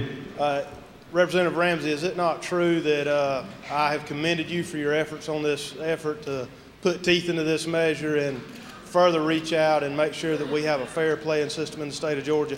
If the gentleman so states. And I will say this to the governor's floor leader, this effort, we're here today because of the governor's leadership on this issue.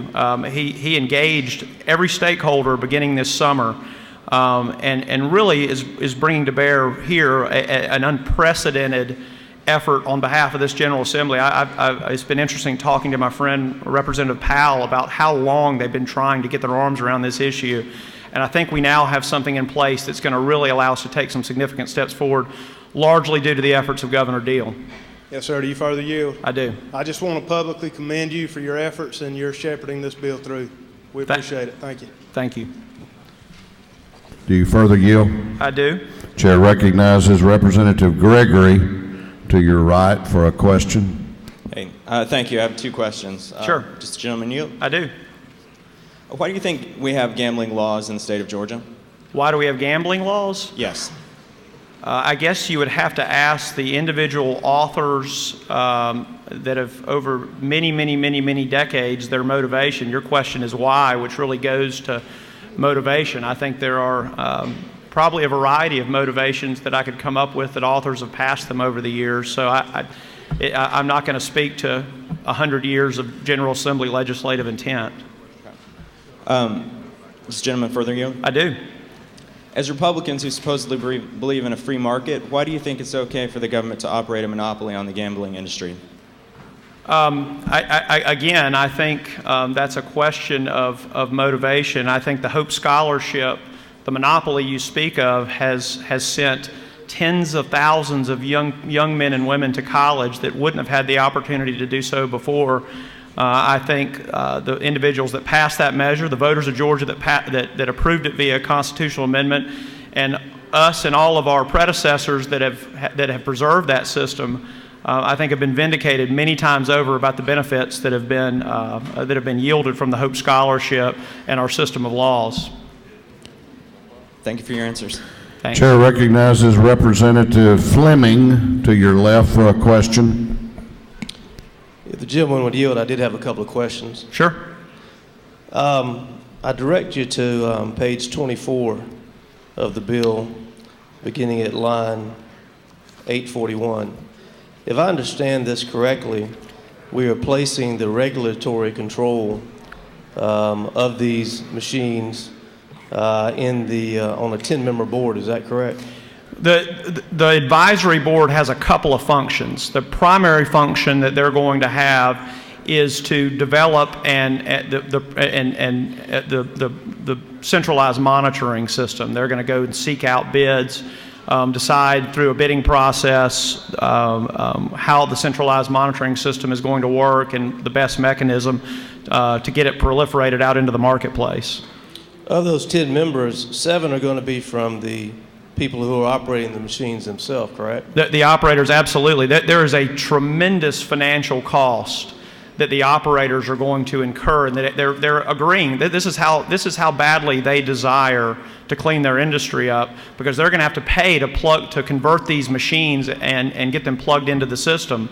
And they certainly have a vested interest in how this machine's going to work, since they have the hardware. And they're going to have to make the capital investment to get all these machines plugged into the system. So absolutely, they're going to be a part of that process on the Machine Operator Advisory Board. But ultimately, oversight of all of our laws are going to be vested in the Georgia Lottery and, of course, our law enforcement community. Let me ask you a question about that. The ability of the Georgia Lottery to oversee this, and I turn to page 26 of the bill now, starting on line 912. If I read that correctly, the corporation shall not be able to limit the number of licenses or permits or certification for operators or location owners or location operators. So the lottery will not be able to regulate how many of these machines you have in one location. Is that correct? Well, certainly there are about 15 criteria in this law and in current law when you read them together in order to qualify for a license. So to the extent that an individual meets all the legal criteria to get a license, which are many, many, I don't think we want the Georgia Lottery or the Department of Revenue, whoever has the oversight, to have the ability to limit, to the extent that you have a proper licensure application. If you have a proper license, we don't want to pick winners and losers among the people that meet the criteria to have licensure. So I think that's perfectly appropriate, recognizing it is a difficult process and with a number of requirements in place to apply for a license and then ultimately keep your license. I was hoping we'd be able to eliminate the idea of you pull off at the side of a interstate and then you've got a almost casino there because you've got 100 of these machines in one place. And if I read that correctly, we're not going to be able to limit how many in one place.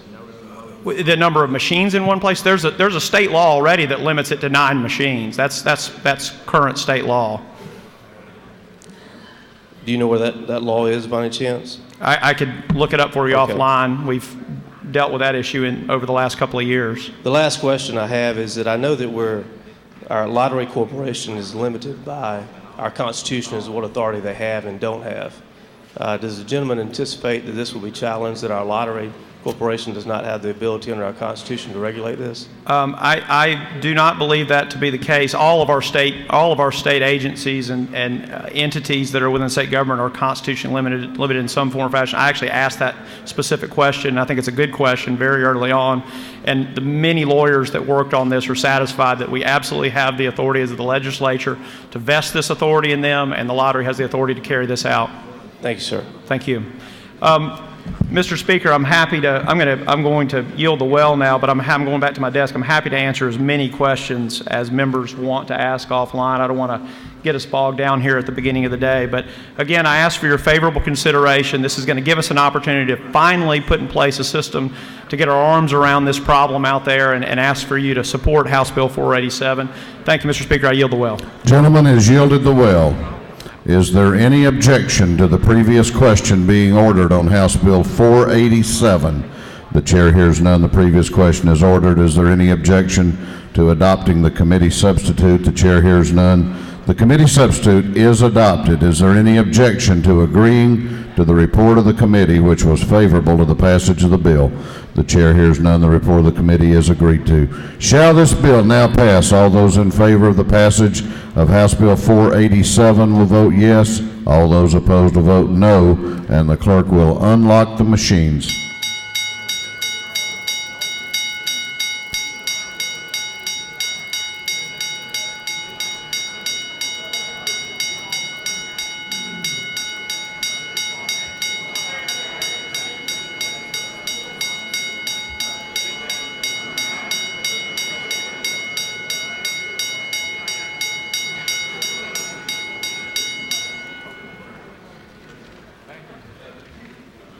Have all members voted? Not yet.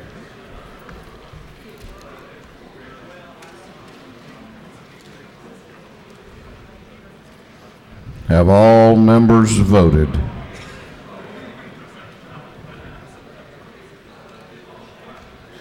If so, the clerk will lock the machines. On the passage of House Bill 487, the ayes are 166, the nays are 4.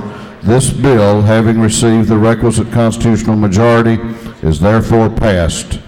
Clerk will read the caption to House Resolution 107. House Resolution 107. House Resolution 107 by Representative Sheldon, 104th. A resolution creating the Joint Study Committee on Medicaid Reform and for other purposes. Resolution has been for the House Committee on Appropriations. Committee recommends the bill to pass by committee substitute. Bill is being read today for the third time. Chair recognizes Chairman Sheldon to present the resolution. Thank you, Mr. Speaker and members of the House. Today I bring before you H.R. 107. H.R. 107 creates a joint House and Senate study committee on Medicaid reform. The committee will consist of 18 members. 6 will be appointed by the Speaker, 6 appointed by the Lieutenant Governor, and 6 appointed by the Governor. The six Governor appointees will be specific to the industry. We'll have a member from the Department of Community Health, a member from the hospitals, member from insurance providers, and 1 member representing nursing homes, and a physician, and then also a consumer member. The study committee is important. We must ensure that this program is implemented in the most cost-efficient manner possible. The current growth in Medicaid in our state is unsustainable. Of the 16 state agencies, the DCH budget, where the Medicaid budget is funded, ranks second behind education and represents 14% of our state budget. It's time we take a serious look at Medicaid reforms and ensure that the hardworking Georgia taxpayer dollars are being implemented in the most cost-efficient manner. Today I ask for your favorable consideration in H.R. 107.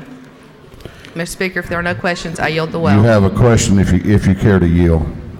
I'll take one question. Chair recognizes Representative Henson to your left for a question. Will the representative yield? I yield. Thank you. Believe I spoke to you earlier about this bill, about ensuring that there are folks from both political parties being represented on this. Is there anything to ensure that? If you'll look on line 19, 19 and then 921, the Senate, the Lieutenant Governor will appoint at least 1 member of the Minority Caucus, and the Speaker will appoint at least 1 member of the Minority Caucus. Thank you. Thank you. Mr. Speaker, I yield the well. The lady has yielded the well. Is there any objection to the previous question being ordered on House Resolution 107? The chair hears none. The previous question is ordered. Is there any objection to adopting the committee substitute? The chair hears none. The committee substitute is adopted. Is there any objection to agreeing to the report of the committee, which was favorable to the adoption of the resolution? The chair hears none. The report of the committee is agreed to. Shall this resolution now be adopted? All those in favor of the adoption of the resolution will vote yes. Those opposed will vote no, and the clerk will unlock the machines.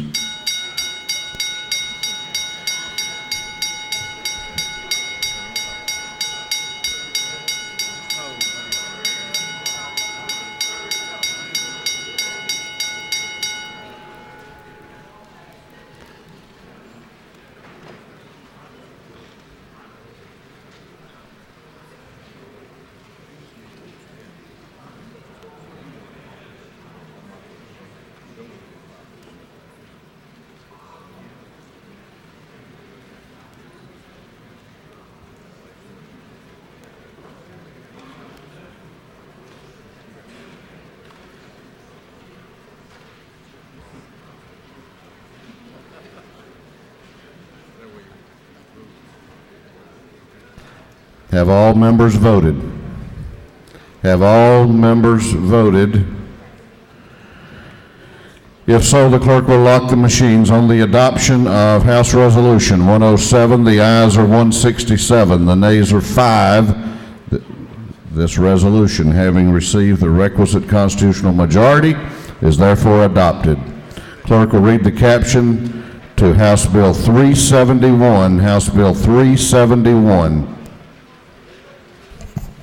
House Bill 371 by Representative Harbin, 122nd. Bill to be entitled, Act Amendment Title 48 relating to motor fuel tax so as to find liquefied natural gas for motor fuel tax purposes. Bill having been for the House Committee on Ways and Means. Committee recommends the bill to pass by committee substitute. Bill is being read today for the third time. Chair recognizes Representative Harbin to present the bill. Representative Harbin. Thank you, Mr. Speaker. Ladies and gentlemen of the House, House Bill 371 is a simple bill that is really just clarifying current law so that liquefied natural gas is not under the code under compressed natural gas, so that it can be properly tied to diesel fuel for taxation purposes. We are just defining it and setting it up in the code. It is revenue neutral and has no impact on the budget. I'll yield for any questions if there are any. You have no questions. If there are no questions, I ask for your favorable consideration to House Bill 371. Gentleman has yielded the well. Is there any objection to the previous question being ordered? The chair hears none. The previous question is ordered. Is there any objection to adopting the committee substitute? The chair hears none. The committee substitute is adopted. Is there any objection to agreeing to the report of the committee, which was favorable to the passage of the bill? The chair hears none. The report of the committee is agreed to. Shall this bill now pass? All those in favor of the passage of House Bill 371 will vote yes. All those opposed will vote no, and the clerk will unlock the machines.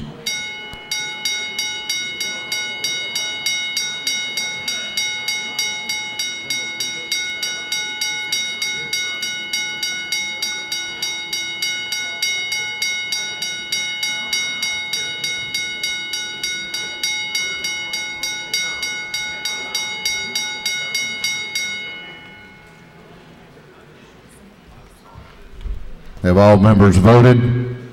Have all members voted? If so, the clerk will lock the machines. On the passage of House Bill 371, the ayes are 168, the nays are 0. This bill, having received the requisite constitutional majority, is therefore passed. For what purpose does the chairman of the Judiciary Committee rise?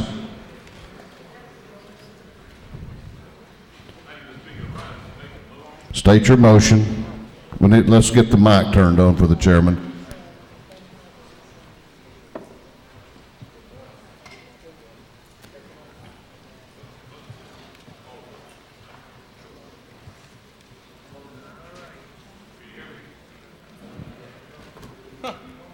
There we are. I rise to make a motion, Mr. Speaker. State your motion. Motion is to recommit House Bill 1 to rules for the purpose of having an amendment added to the bill to have the sheriff's election made nonpartisan in Georgia. Clerk will read the caption.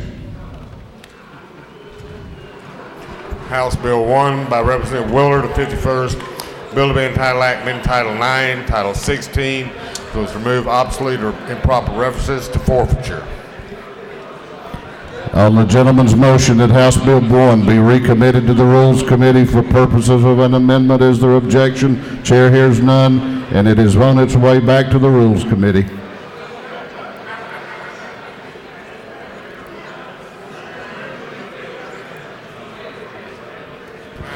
Clerk will read the caption to House Bill.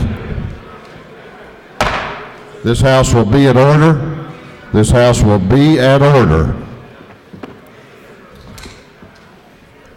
Clerk will read the caption to House Bill 372. House Bill 372. House Bill 372 by Representative Coomer of the 14th. Bill to be entitled Act Amendment Title 20 relating to education, revised eligibility for a Hope Grant, technical college or university institution. Close.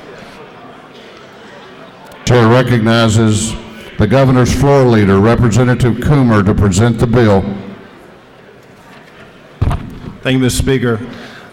I come today to bring you House Bill 372, which would change the eligibility threshold for Hope Grant recipients from a 3.0 GPA to a 2.0 GPA. Let me take you back just a minute to 2011 when we considered House Bill 326. The signers on House Bill 326 included both the majority and minority leaders, the Speaker and the Pro Tem, and the Dean of this House, as a show of true bipartisan effort to save Hope from its ultimate financial demise, which is where it was headed. And those folks, along with leadership from the governor's office, were able to save Hope, and we helped save Hope in 2011.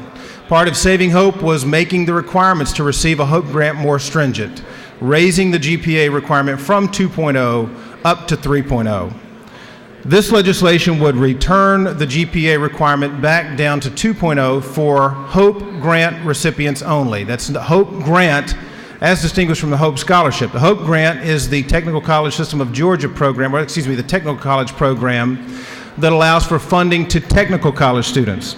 The cost per student is about $1,800 per year per student in the state of Georgia. We've seen a decline in enrollment in tech schools that has been greater than the rate of decline in the university system, and this is in part attributed to the more stringent requirement. Generally, the recipients of Hope Grant are non-traditional students, students who are working a full-time job and also trying to go to school to better themselves at the same time. It's appropriate that we change this, and it's financially responsible, fiscally responsible to do so. The money for this grant comes from the lottery program.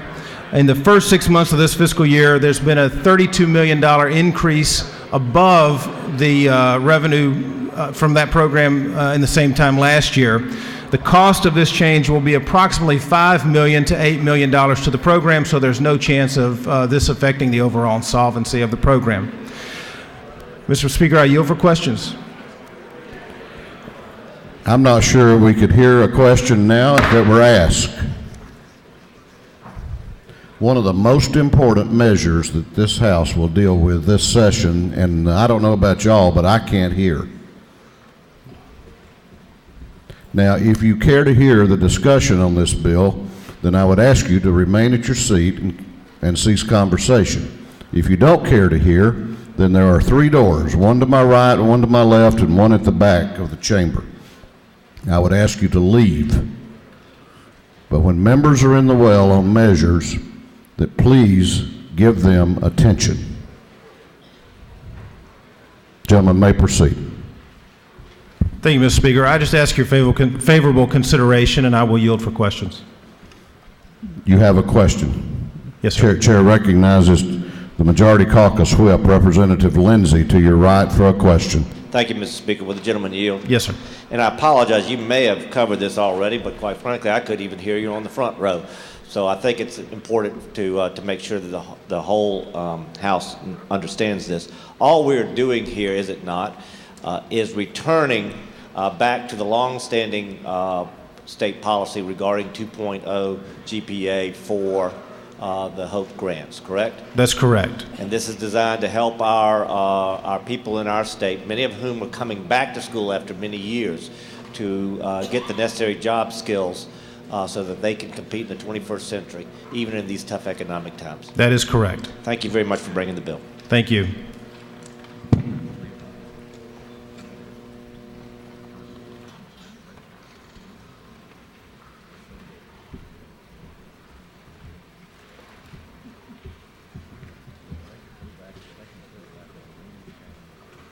You have no further questions. Thank you, Mr. Speaker. I yield the well. Gentleman has yielded the well. Is there any objection to the previous question being ordered? The chair hears none. The previous question is ordered. What purpose does Representative Evans rise?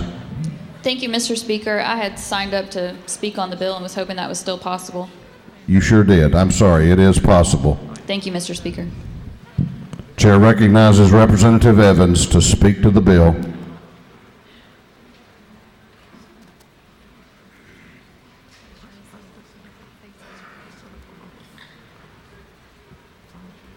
Representative Evans.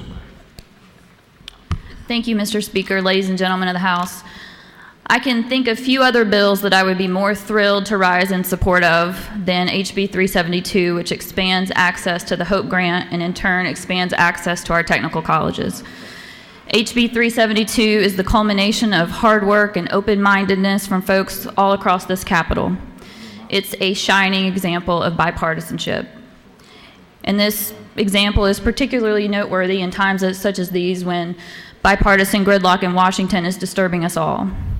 This gridlock in Washington, and if it were to exist here, can cause good ideas that help people to fall to the wayside. I am so proud to be part of a body and a government here in Georgia that is not allowing that to happen today. Today we are proving that it's possible to work together and to let good ideas rise above party for the good of the whole. In short, today is a great day for Georgia. Representative Coomer has explained this bill and pointed out that it deals only with the Hope Grant and not the Hope Scholarship, but it is worth repeating. This bill deals only with the Hope Grant, not the Hope Scholarship. The Hope Grant goes only to students attending Georgia's technical colleges. The Hope Scholarship goes only to students attending Georgia's traditional four-year colleges and universities. I agree with most of you in here that the GPA requirement for the Hope Scholarship should remain at a 3.0. We want students at our traditional four-year colleges and universities to maintain this level of academic achievement to receive the scholarship. But I agree with others, and I hope that you do too, that technical colleges are different. The students that attend technical colleges are traditionally different. The academic setting is different. And so the financial aid that goes to those students should recognize those differences and be different as well. And that's what we're here to do today. The typical face of a technical college student is a 28-year-old single mother who's working and going to school at the same time. If she falls below that 3.0 threshold that we put in place for the very first time in 2011, I don't believe anyone in here would say that she is less deserving or any less capable of performing in the field that she is studying, or at least you probably wouldn't be willing to say it to her face. Lest there be any doubt that the grant is different from the scholarship, and in the spirit of bipartisanship, I want to quote a man who almost everybody in here has agreed with, at least at one point or another, maybe not at the same time. That's Governor Zell Miller. In 1998, when boasting about the great Hope Grant program that we had in Georgia, he said, quote, "Those who don't have a B average or don't want to go to college can get free tuition and a book allowance for a diploma program. That's usually 18 months or a 2-year program at a post-secondary technical college. Governor Miller and those who had the wisdom to pass the Hope program back in the 90s recognized that technical colleges are our best workforce development tool, and the grant was made to get students into our technical colleges to fill those jobs. But to have technical college graduates, we need technical college attendees. In 2011, after we added the 3.0 GPA requirement for the first time, our technical colleges began losing students at a very rapid pace. Last year, nearly a quarter left our technical college system. At a time when both government, chamber leaders, community leaders agree that one of our biggest challenges is the skills gap that exists in our state, we simply can't afford to let these seats sit empty. We have got to put more students back into our technical colleges, and this bill will help bring more back. I have heard from constituents, I've heard from those of you in here, well, what are we buying? What are we buying by expanding the Hope Grant to more students? We are buying probably one of the best things that we could spend money on. And keep in mind, this isn't tax revenue. These are lottery funds. But one of the best things that we can do is buy more Hope Grants for more students. Our technical college students, and a lot of people don't realize this, our technical colleges offer a warranty program. If you are a student graduating from a technical college and you get out in the workforce and you find that you don't have the skills that you need to complete your job, you can go back and they will fix you. And it is worth noting that only a very minuscule number of students have ever had to take advantage of this warranty program. The other thing that's important to know is that our technical colleges have an average of a 94% placement rate. 94% placement rate.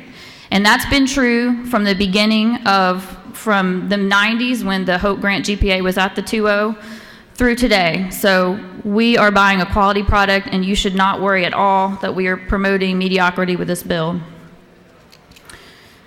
In essence, hope changes lives. It changed mine. For me, it was the Hope Scholarship that allowed me to attend the University of Georgia and be the first person in my family to graduate from college. Today, we have a chance to expand the dream of higher education and the dream of joining the middle class to students across the state. Higher education is the best, and indeed, one of the very few ways that someone can rise above the circumstances that they're born into.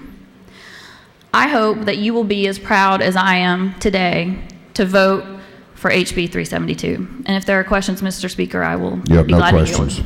Thank you. Lady has yielded the well. Is there any objection to the previous question being ordered? The chair hears none. The previous question is ordered. Is there any objection to adopting the committee substitute? The chair hears none. The committee substitute is adopted. Is there any objection to agreeing to the report of the committee, which was favorable to the passage of the bill? The chair hears none. The report of the committee is agreed to. Shall this bill now pass? All those in favor of the passage of House Bill 372 will vote yes. Those opposed will vote no. And the clerk will unlock the machines.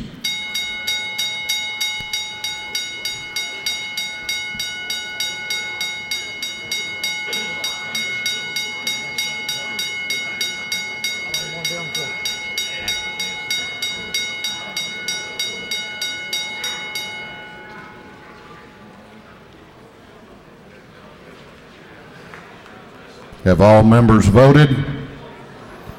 Have all members voted? If so, the clerk will lock the machine on the passage of House Bill 372. The ayes are 169, the nays are 1. This bill, having received a requisite constitutional majority, is therefore passed.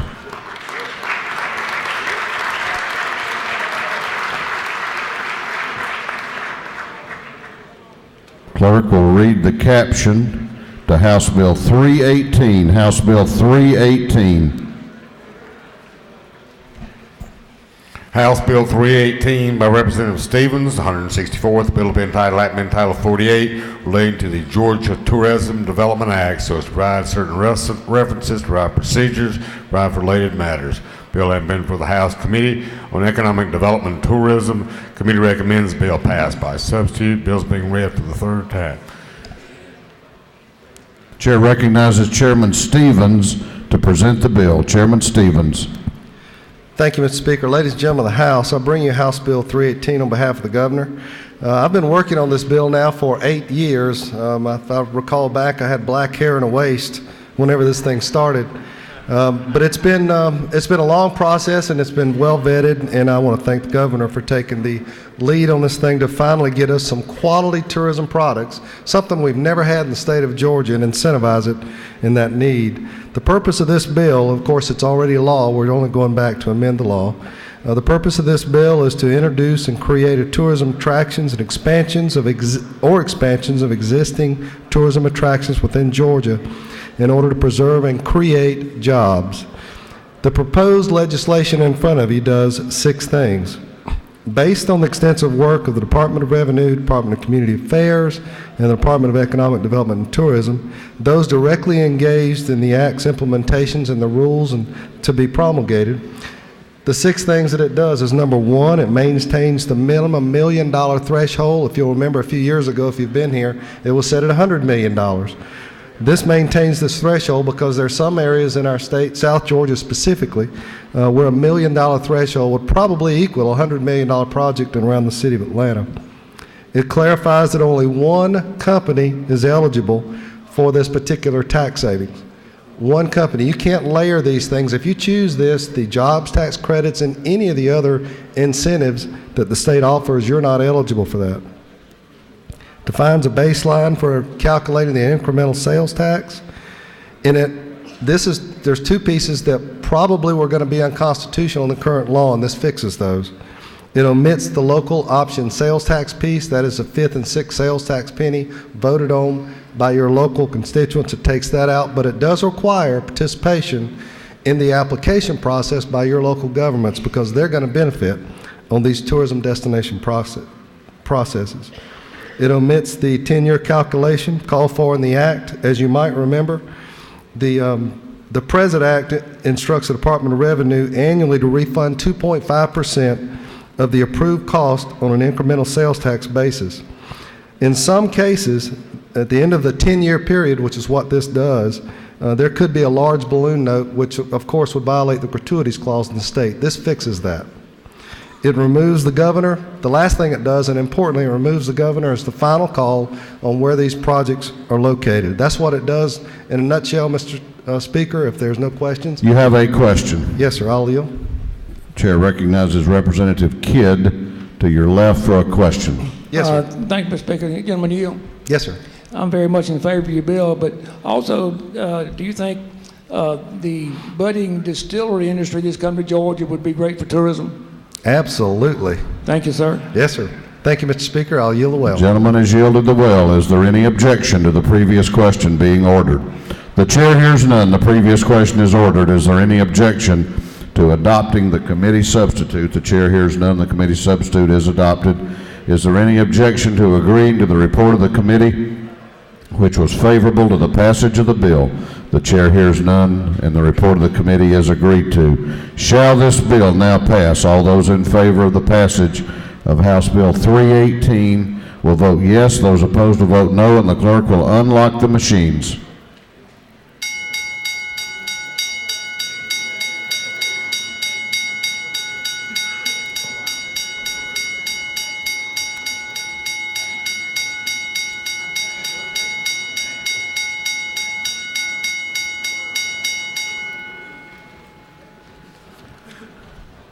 Have all members voted?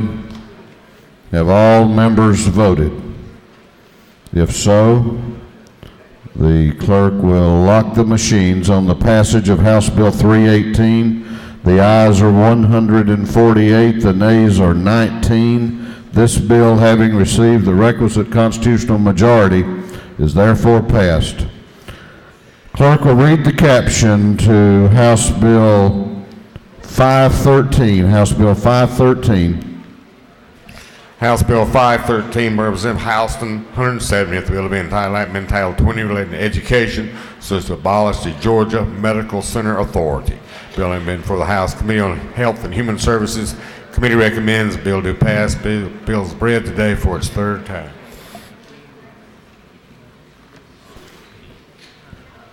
Chair recognizes Chairman Houston. Chairman Houston to present the bill. Thank you, Mr. Speaker. Today I come before you with House Bill 513. 513 repeals the Georgia Medical Center Authority. The Georgia Medical Center Authority was established several years ago as an incubator for new businesses, and in the first years of operation they did an excellent job, and we appreciate what they've done.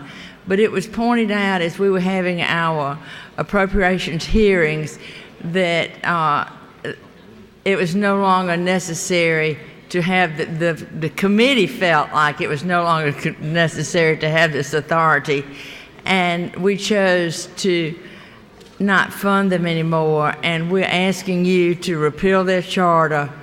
And this bill also places any reserve money that they have back in the state treasurer, and it also repeals their $300 million bonding authority. I ask your favorable support.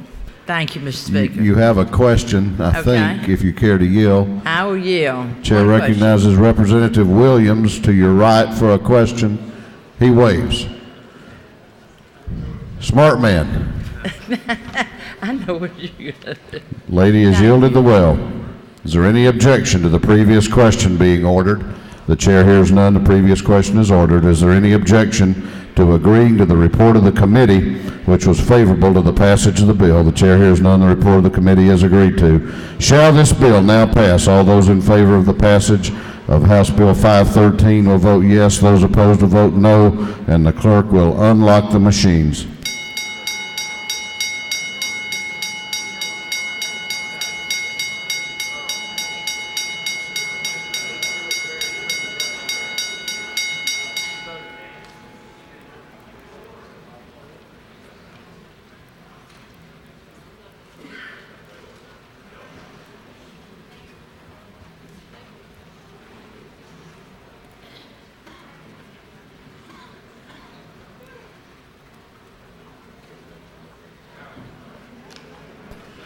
Have all members voted?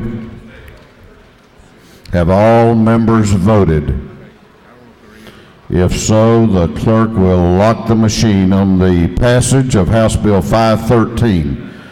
The ayes are 167, the nays are 0. This bill having received the requisite constitutional majority is therefore passed.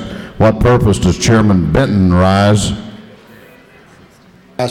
Be recognized for a motion, Mr. Speaker. State your motion. That House Bill 69 be removed from the House Rules calendar and sent back to the Rules Committee, please. On the motion of Chairman Benton that House Bill 69 be recommitted to the Rules Committee. I'm sorry, let clerk read the caption. House Bill 69, Representative Benton, 31st, bill to be entitled 48, relating to redemption of property sold for taxes. On the motion of the gentleman that House Bill 69 be recommitted to the Rules Committee, is there objection? The chair hears none. It is so ordered. What purpose does Representative Barr rise? To make a motion, Mr. Speaker. State your motion. I'd like to make a motion to recommit House Bill 490 to higher education. Back to the committee from which it came. Is that right? Yes, sir. Clerk will read the caption. House Bill 490, Representative Barr, the 103rd, a bill being entitled 20, relating to health insurance plans for teachers, other school personnel. On the motion of the gentleman that House Bill 490 be recommitted to the Committee on Higher Education, is there objection? The chair hears none. It is so ordered.